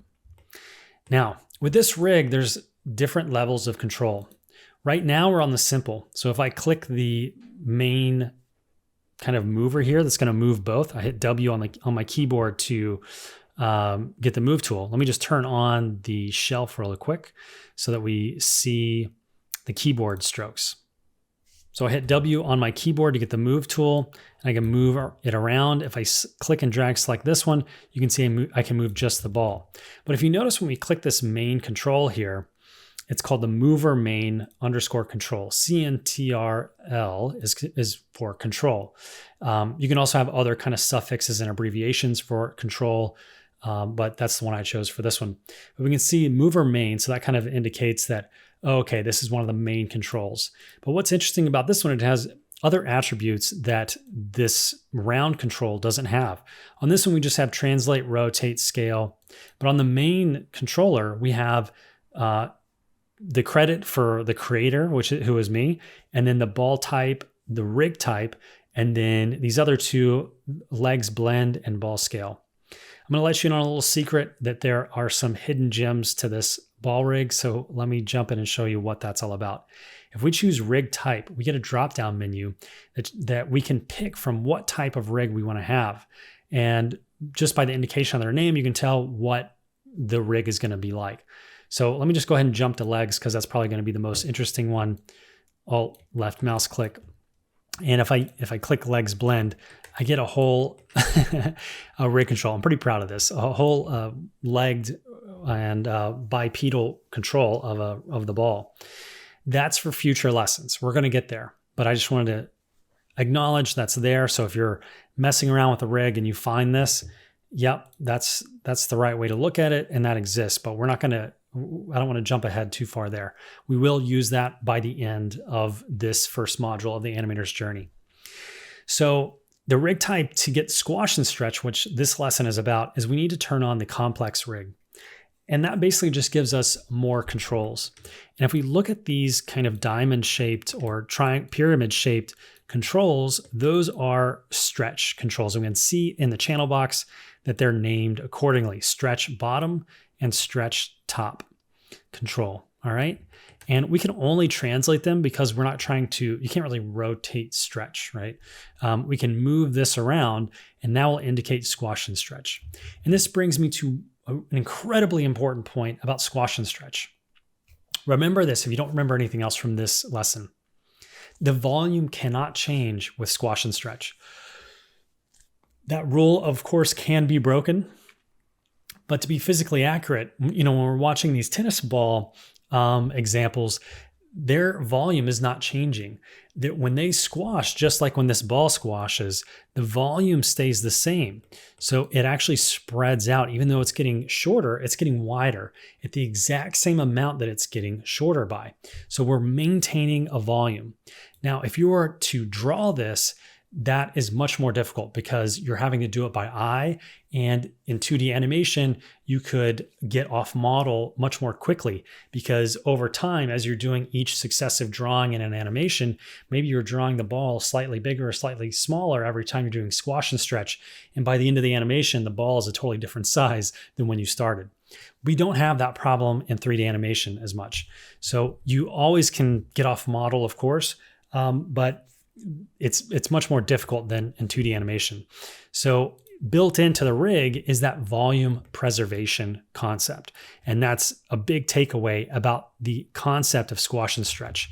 If you're going to break that rule, you want to at least start physically accurate and then choose to break it if you want to exaggerate even beyond that. Just by using this squash and stretch, you can get a ton of exaggeration. So there's no real need to break that rule about volume preservation here. So I just wanted to demonstrate where those controls live. And we can also take a look at some of these others. These are basically this is a nested version of this one. So it's like a child of that one. So you have, for example, you could do translate and rotates on this one, and then you could animate only rotations on this one. So you could keep them separate and nice and clean. I'm not saying to do this now. I'm just talking in generalities and demonstrating some aspects of this rig. The other thing of this rig is you can actually rotate internally while using the squash and stretch. So you could have it squash and stretch and aim it in a different way here. So it's going to maybe not behave 100% there, but that's one way to do it. So that's just a bit of a goof there with this rig that will be fixed by the time you're using it.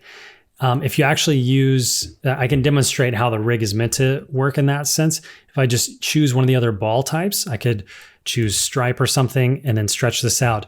And then the geometry should rotate internally there. So you could aim kind of that way or rotate the ball independent of the squash and stretch. But I will fix that for the cross version, which is what we just saw there. So if I go to ball type, go back to cross, that one is not working correctly. So I'm going to fix that by the time you get your hands on this. So this is the complex part of the rig. So we are going to discuss how we're going to use that for this week's challenge and really doing your first animation. Thanks for watching.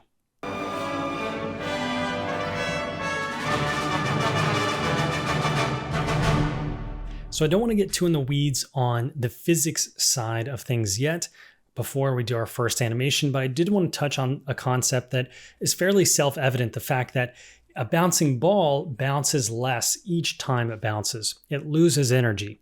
So let's take a look at the example footage that we have already seen before, and we can kind of see this happening in real time. So if I hit playback, we can see that indeed each bounce occurs lower than the last one. Now, if this was perfectly elastic, it would bounce and raise back up to the point that it was dropped from. If we scrub back in time, we can set a marker here and we can see where this ball was dropped from. So I can draw a line here and let's go by the top of the ball. So then I can scrub forward and see where did it kind of stop. So we can say basically at this line here of the board, and then we can scrub forward in time and we can see that it bounces about to this height. So if I draw each one based on that on one frame, we can kind of see the difference all at once. So I'm going to draw a line here and then draw a line on this one. So it was these lines. So the difference between where it was dropped from and where it bounced the next time, you can see also the distance is less. So there's a big change on the first bounce and a slightly lesser change on the next bounce.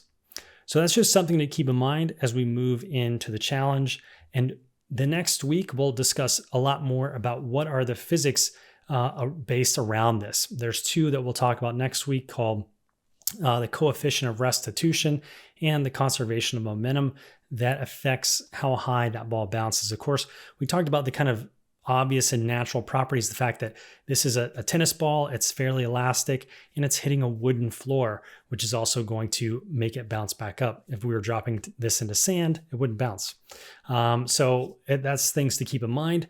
But as we go into the challenge, I encourage you to watch the demonstration this first week. Since this is our first animation, I think you should watch that one for sure. Don't skip that lesson, and we can make that together, or you can watch that, try it yourself, and then rewatch the demonstration and go back and forth. And then that challenge that we'll discuss is going to be what you'll upload this week for your assignment.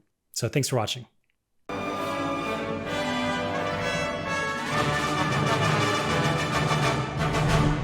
All right, welcome to this first demonstration of Animator's Journey, where I am going to animate a bouncing ball in the same way that you should do it for your challenge for this week. All right, so I have opened Maya here, and I'm gonna go ahead and set my project. So I'm gonna go into Maya by clicking the Go to Maya button in the top right. I'm gonna close that little window. Don't worry about that. That's a plugin you don't have. So I'm gonna go to File, Set Project. And I'm going to make sure that I have my project set. I'm choosing to organize it as far as weeks. And that's the root folder. And then I can file, save this scene as, even though I haven't done anything yet, I just want to have the name there and go ahead so that if I hit Control S, which is the shortcut for saving, it'll already have somewhere to save and won't ask me the name. So I'm going to say Bouncing Ball Demo, and I'll say Save As. So now anytime I make a change and I hit Control S, that will know where to save it. So I need to reference in the control rig, the animation rig. So I'm going to go down to File and Reference Editor, hit the plus button. I'm going to navigate to where that rig is. It might be, wherever you've put it. You could put it in the assets folder of that project that you set. I'm going to use it here because I'm still working on it slightly, so it's in kind of a working folder. And I'm going to reference that in. So now we have our ball. Now let's get acquainted with the orthographic view, which is what we're going to see and what I want you to Playblast from and animate to while we're doing this. So I'm going to go to Panels, Orthographic, and choose either the front or side. Let's see, I'm going to choose the front here. And then I'm going to kind of frame up on this animation. And I'm going to click and drag this. This is the control, the main control here for the ball. And I'm just going to leave this in the simple rig type right now. So I'm going to select this one. I'm going to choose Shift W because I'm only going to be animating the up and down here. Okay. So I am going to start it at the top. So because I hit Shift W and I have auto keyframe on down here, remember this red box right below me? From here on out, it will always set a keyframe and update. If I am on a frame like this one that already has a keyframe, it'll update that keyframe. So if I pull this up here, it's going to update that value for me because I've already set that first keyframe. So now it'll auto key any value change on those right there. So I'm just going to do something even like 9 units. And then I'm going to go forward in time, 12 frames, and I'm going to zero that out. So that's our first kind of contact. And then I'm going to go forward and I'm going to go up maybe 6 units. And I'm going to go forward another 12 frames and I'm going to zero this out again.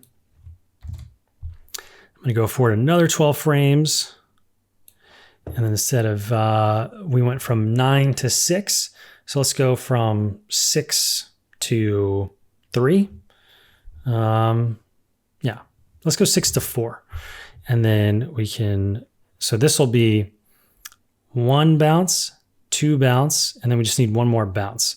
So I'm going to go for 12 more frames and choose 0 here. I'm going to go 12 more frames and get this final one in. We went to 4, so let's go 2, and then 0. So that'll be 84. So I just keep adding 12 frames. Now, I know this is going to be the end of the animation, so I'm just going to click the right side of this, because that's going to be the out point. If I was to just change this value, it's only going to change the kind of in and out of our zoomed in view. But I want to change the out point for the entire scene. So I'm going to say 84 for now, so it'll loop a little bit more easily. And then I'm just going to hit play to see what we're doing. So I can see we have some work to do. So when we're thinking about a bouncing ball, it doesn't slow down. It doesn't know it's about to hit the ground. It doesn't slow down when it's approaching the ground. Now, just by setting these keyframes, Maya doesn't know what we're trying to do. And as we saw in the graph editor lesson, that the graph editor default is to do auto tangents. So it's going to be smooth ease in, smooth ease out for every keyframe. So even though we're animating something that's physically accurate, by default, the computer is giving us the wrong stuff. For half of this, we do want it to ease in and ease out at the apex, at the top of each bounce, but not when it's coming down or leaving, right? Because the ball doesn't know that it's approaching the ground, so it shouldn't slow down the closer it gets to the ground. So I'm going to open up the graph editor here and get to work. I'm going to go to Windows, Animation Editors, Graph Editor. Then I'm going to dock this over on the left side and just recalibrate my view here a little bit and zoom in so we can see it a bit better. So we can see this ease in and ease out. And we can see on where it's hitting the ground that it's easing in and easing out. And that's not what we want. So the other thing for the graph editor navigation is Alt and Shift and right click. So I can actually zoom in and out on the value, depending on if I move my mouse up and down or if I move it side to side. So it can be easier to see the values if I do that and kind of zoom in on those. So we can kind of see the ball bounces. And the first thing I'm going to do is select all of these, and I'm going to break the tangent handles. And right now you can't see that option because it is in the, it's over here. So before I do that, I want to set this to linear and just show you what it'll do. So it gets us pretty close. And I'm going to break the tangent handles here in a second, but just by setting this to linear, by clicking this button instead of this, was what we get by default, the auto tangents. Just by going to linear, it's going to get us much closer. So let's see that in action. So that feels much more like a bouncing ball because the ball is continually accelerating as it approaches the ground, and then it's bouncing right back up. But we can see that these tangent handles aren't really in line with the arc of our bounce. And so what we can do is actually break those tangent handles and move them individually, because right now, if I move them, they're going to move together. So I can't get this one up to match the arc of that Y without adjusting the other one. So I'm going to undo that, and then I'm going to frame all of these up and select all of the basic, the bottom ones. I'm going to break the tangent handles, which is this icon right here. Don't worry, we can always put them back if we run into a problem. So I could break them here, and then I could unify them right here. So now that they're broken, you can see possibly they're a dashed line. So that indicates that they're broken. And now I can individually move each tangent. All right. Now we have the ease in and ease out kind of worked out here to a degree. The problem is the timing. It shouldn't take as much time for the ball to drop from this height, where we're starting from, as it should take it for it to drop from this height. Our kind of arc of gravity is constant, right? The gravity is constantly working on it. So that acceleration should be the same no matter what height it's starting from, okay? And so I just put in those 12 frames just to kind of get something in there. So now we need to go in and adjust the timing. So I know that I need to slowly give it less and less time. So what I can do is go in here and click and drag here, hit W, and then shift middle mouse drag to move these in. So I'm going to move it in by 2 frames on either side of that bounce, And then I'm going to move it in maybe 3 frames on this side for this bounce. 1, 2, 3, and then maybe 4 frames here. So 1, 2, 3, 4, 1, 2, 3, 4. And if I'm miscounting, it's not that big of a deal. And then I'm going to reduce the timeline again so that we're not watching stuff that's just blank. So that's getting close. The other thing that we can jump back into, so we're working on ease in and ease out. Now we were jumping on timing. Now let's jump back to ease in and ease out. So I'm going to select all of these top keyframes and I'm going to give them weighted tangents. So I'm going to click that and we can see that those tangent handles change slightly. And that means that I can grab them and shift after hitting W, I can hold down shift and middle mouse drag and pull them out slightly. So I'm going to give all of these a bit more time, and I can adjust multiple ones at the same time by holding down shift and click dragging the right side. I want to make sure that I'm selecting the same side every time so that when I pull in one direction or the other, that they're working together. So I'm going to hit W again just to make sure I have that tool enabled. Hold down shift, middle mouse drag, and just pull these out slightly. Now we can also, with these broken tangent handles, adjust these to more accurately follow the arc of that path of that value change. So the rate constantly accelerates in and out. Now, if we had left these slightly off, what's the extreme of this? If we left this like this, see how it comes in and it kind of tapers here for a second and then it comes straight in. What's the exaggerated version of that? The exaggerated version is if we left that auto tangent, where that curve that we notice actually gets even more and more exaggerated there. So what that indicates is that an increase in speed and then a slow down in speed. But gravity is acting on this constantly. If you don't take anything away from this, just remember that the ball is not going to slow down. The ball will not slow down as it approaches the ground. So this indicates to me the ball is slowing down as it approaches the ground. So I need to fix that. Even if it's leaving as well, it's not going to slowly leave. It is taking all that energy and it is not going to slow down until gravity starts acting on it again, which is the top of the next jump. So what I need to do, and why I'm just explaining why I'm matching that arc here, so I know that I'm getting a constant increase in the rate of acceleration here all the way to the impact. And what's fun about this example is the fact that we're using Y translate, and that actually mirrors what the bounce looks like. Now we're seeing it in time, so we're seeing it go across time. So where the ball itself is staying in place, but the graph editor is showing us in time. That's why we're seeing it kind of an expanded view from left to right of this ball bounce. So I'm going to get this to match a little bit closer here and there. And now I can play back and have maybe a better understanding of the ease ins and not the ease out, the ease in and ease outs of the apex, but not for the impacts, right? We're taking out the ease in and ease outs of those. So it's good to know these principles in the sense of where do you use them and where do you not use them, okay? So let's play back now.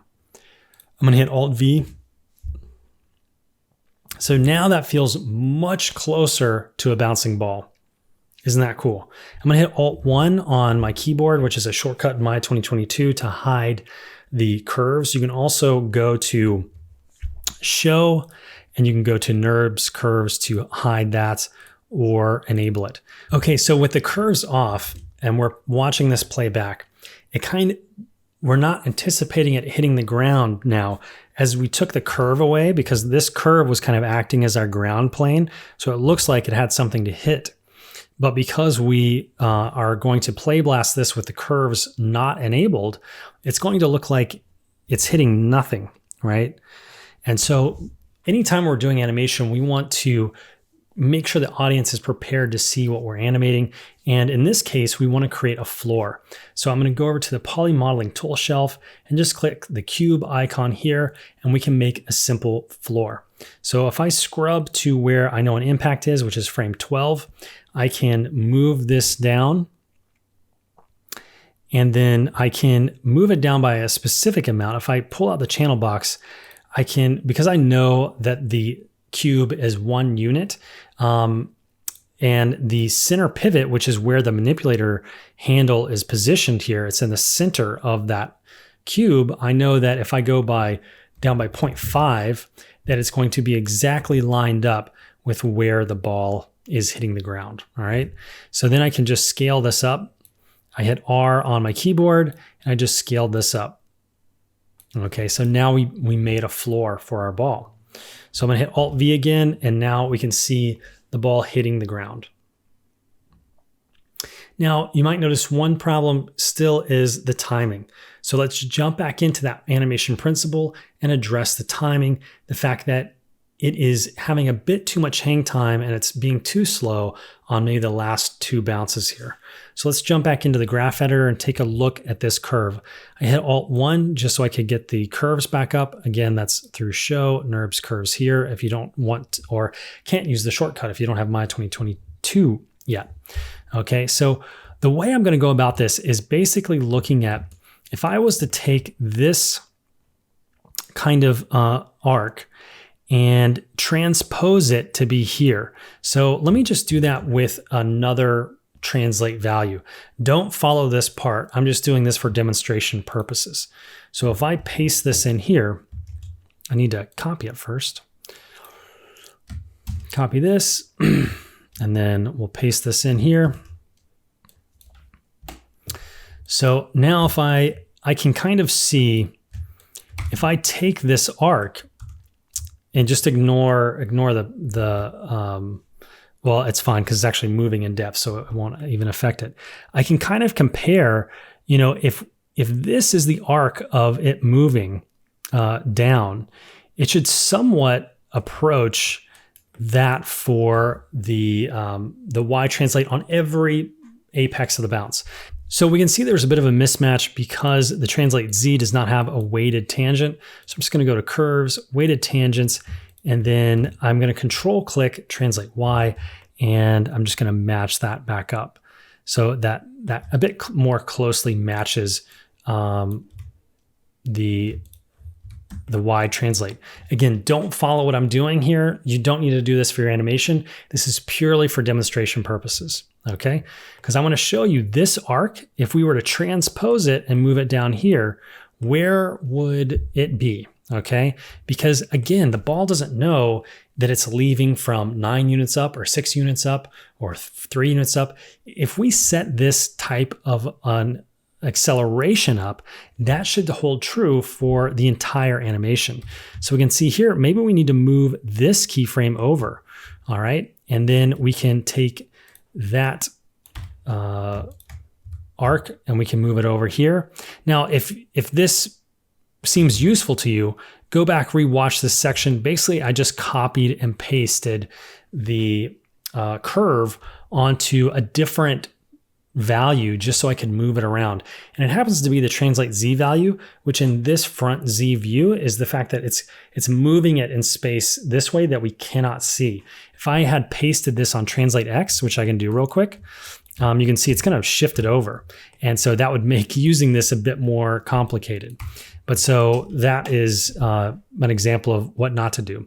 So I'm just going to move translate X back over by hitting 0 there, and then select these two, and we can get back to work seeing what type of arc that we need to have here. Now, it looks like this one probably needs to move maybe even 2 over. And I know that's part of this arc here. So to get it kind of back in the middle, I'm going to shift it over 1. And then we can move this arc over. Again, I'm hitting Control left clicking to add to my selection. So I'm going to translate Z because I know I want to just click, drag, select this. It's really easy if that's the only thing I'm seeing. If I had both visible here and try to click, drag, select, I'm selecting both.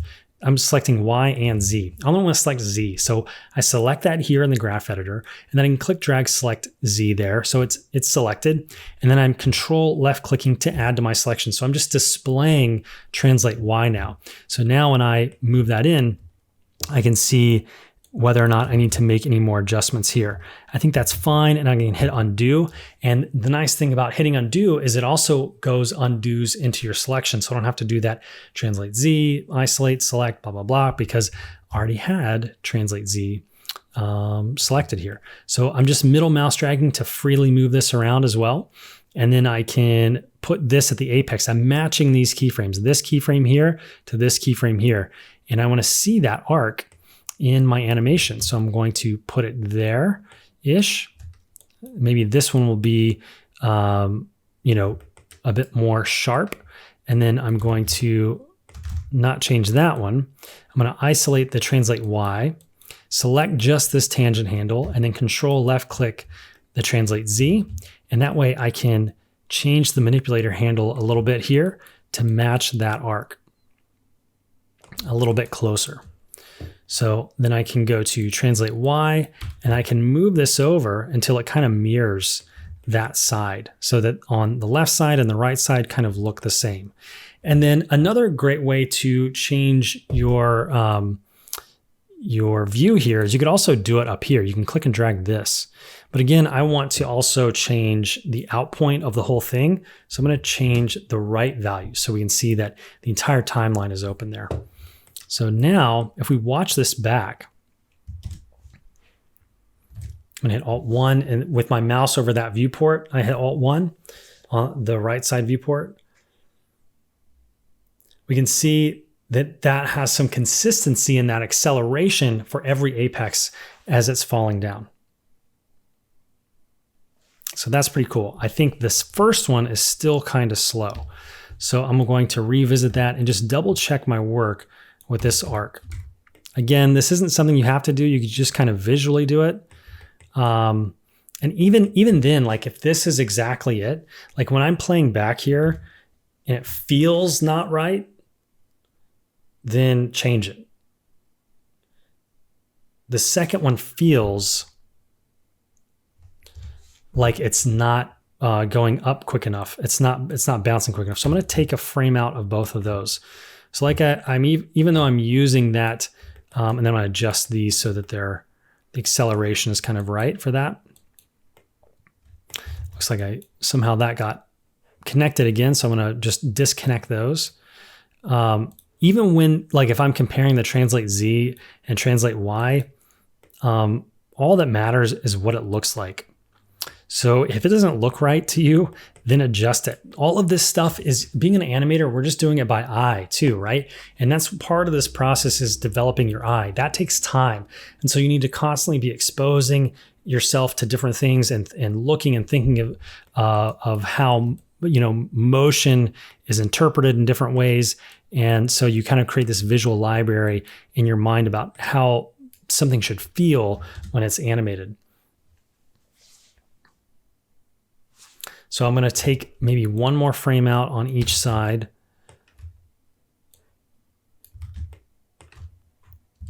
And as I do that, my gut reaction is the other ones are also going to feel slower by the relative nature of that.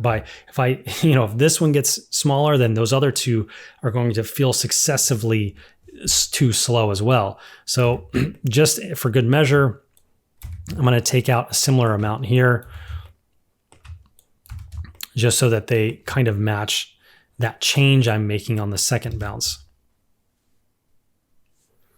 Cool. So I think that is looking pretty good. I just want to change this one so we're not getting as much a hang time here. And hang time refers to this slow area here, right? So we're spending a lot of time. If we kind of look at this square here and we map that down to our timeline, that's a lot of time. We're spending most of our time up here, and that's called hang time. All right. And I just want to make sure you know what I'm talking about when I use words like that. That's kind of an animation-y term.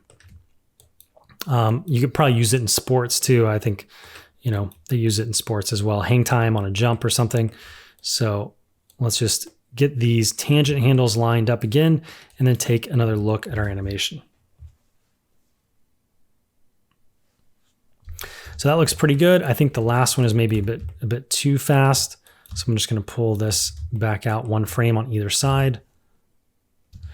And I want this to end here because I want the animation to end on this.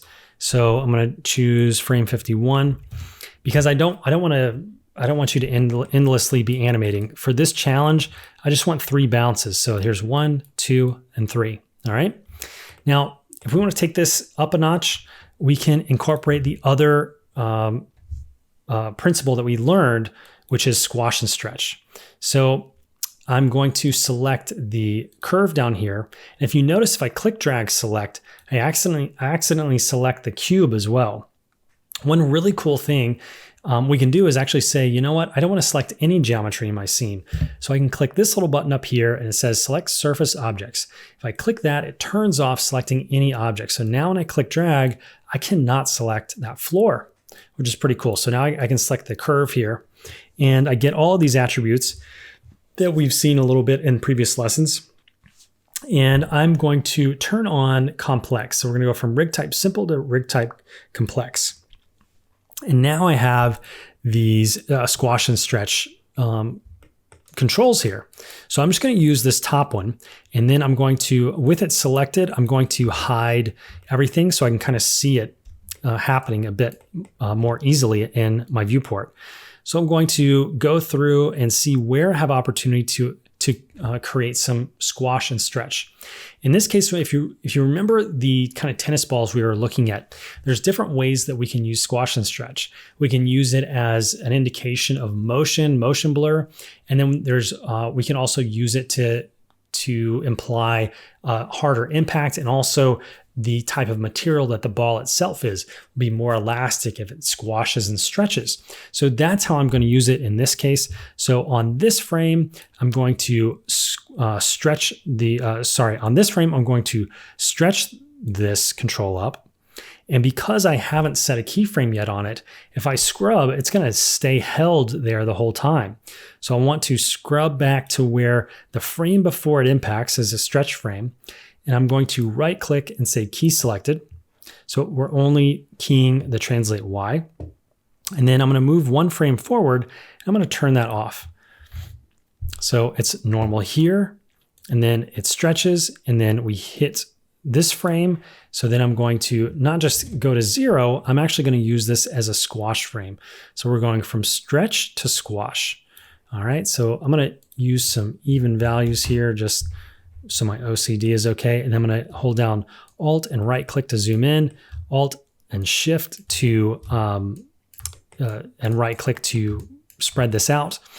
And I'm going to also change this value. There's a way you can change this value in the graph editor. So if I click and drag that and actually change it up here as well. So this is the value of that keyframe I have selected, and this is the frame it's on. All right. So I could change both of those if I wanted to change the frame it's on or the value. So here's an example of doing that with just the value. So 0.7.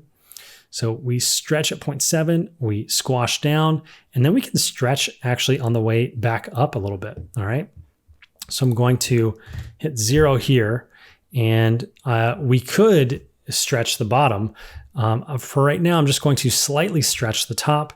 And then on the next keyframe going forward, I'm going to go to 0. So we kind of have this kind of wave happening here in our graph editor. A big stretch here, squash, and then a smaller stretch here. All right, so let's see how that feels when we play this back. I'm gonna hit Alt-V, and now it feels very bouncy on that first bounce. It's happening kind of quick because it's only over 1 frame, but that's okay. We kind of get the sense of squash and stretch as opposed to, it being a bit too stuck on the ground. If we have more than 1 frame of it hitting the ground, it's going to feel a bit stuck. So that's one reason why we only have 1 frame of it hitting the ground. So what's cool with this is that we can actually adjust this as well. If we wanted to have maybe 1 more frame of stretch and have it kind of ease into stretching, we could just shift middle mouse drag this keyframe over, and we can see that we can actually have more stretching occurring than just 1 frame before. So now we can hit play and see if that helps us feel that a little bit more, that stretch into that impact pose. It feels a bit too much to me, so I'm going to go back and leave this on this frame. Now, what we can do is add this on all the other impacts and all the other bounces. Now, I always like to work smarter and not harder. So what I'm going to do is actually paste what we've already created here. And so I want to choose the frame before I want the stretch to be where I paste the stretch in. So it's going to be, this is the stretch frame. So I'm going to go to the frame before, and I'm going to click, drag, select the curves in the graph editor. And with my mouse in the graph editor, hit Control C. And then I'm going to just scrub over here and with Alt and middle mouse and right mouse button, focus up on this area where my time indicator is, so that when I hit Control V with my mouse over the graph editor again, that we see we have indeed pasted this in. So now when we play it back, we can see we have that bounce, that squash and stretch happening on 2 bounces now, on 2 impacts. Now, if we think about what is making this impact squash and stretch, it's the fact that we're moving fast here and that we're hitting the ground from a certain height, from this height. Well, on the second bounce, we're hitting the ground from a much lower height. So it wouldn't stand to reason that we should have the same amount of squash and stretch on the lower and lower bounces, all right? So what we can do, there's a couple different ways we could do it. We could select each keyframe and then just physically move them down. But if we know we want all of these to change relative to each other, they all scale down, we can actually use the scale tool. So I'm going to select all 3 of these keys by click dragging here. And then I'm going to place my mouse. It's all dependent on where your mouse is. So I'm going to place my mouse right here, which we can see is the 0 value. And we can get it in line with kind of the 0 value of the green line here and just leave it here. I'm going to hit R to pull up the scale tool. I'm going to hold down Shift and then middle mouse drag now. And now I can scale all of these down together towards where my mouse cursor is. If I had had my mouse cursor somewhere else, they're going to scale from that point. You can see these kind of crosshairs about indicating where I had my mouse. So I always want to put it, somewhere where I have it. Now, you just saw if I don't move my mouse up and down, it's going to think I want to scale these in time. We don't want to scale them this way. We want to scale them in value, which is up and down. So Shift, middle mouse drag, and then we get the question mark. And then we want to immediately move our mouse up or down. And that's going to isolate that on the up and down axis of the graph editor. So I'm just going to undo that. And then I'm going to look at these and see relative to the first bounce, we can see that we've reduced that squash and stretch so that it is ideally a bit less that time. All right. And I'm just going to leave these 2, the other impacts, to be without squash and stretch because they're happening from such low heights. Okay. So this is essentially our first animation. This is a ball bounce. We have demonstrated that we understand ease in and ease out. We've understood where we need to use it and where we don't need to use it. We need to use it on the apex where gravity is slowly taking over and accelerating. And then we've taken it away from the impacts where the ball doesn't know it's hitting the ground. It just is constantly accelerating down because of gravity. So we should break the tangent handles. And that's why we took the ease in and ease out of those impact keyframes for translate Y. Then we talked about timing and how we need to adjust the timing based on the distance it's traveling. So then we adjusted timing. And of course, all of that affects spacing, which we haven't gotten too much into yet. We'll talk about in another exercise related to a ball bounce. But all of those things, of course, are at the same time are affecting the spacing of the ball. And then we added squash and stretch, which is another animation principle we've recently learned about that gives this a bit more flexibility and a bit more life to it. So this is your first animation. Congratulations. If you were trying to follow along, I encourage you to rewatch this, slow it down, take each step one at a time.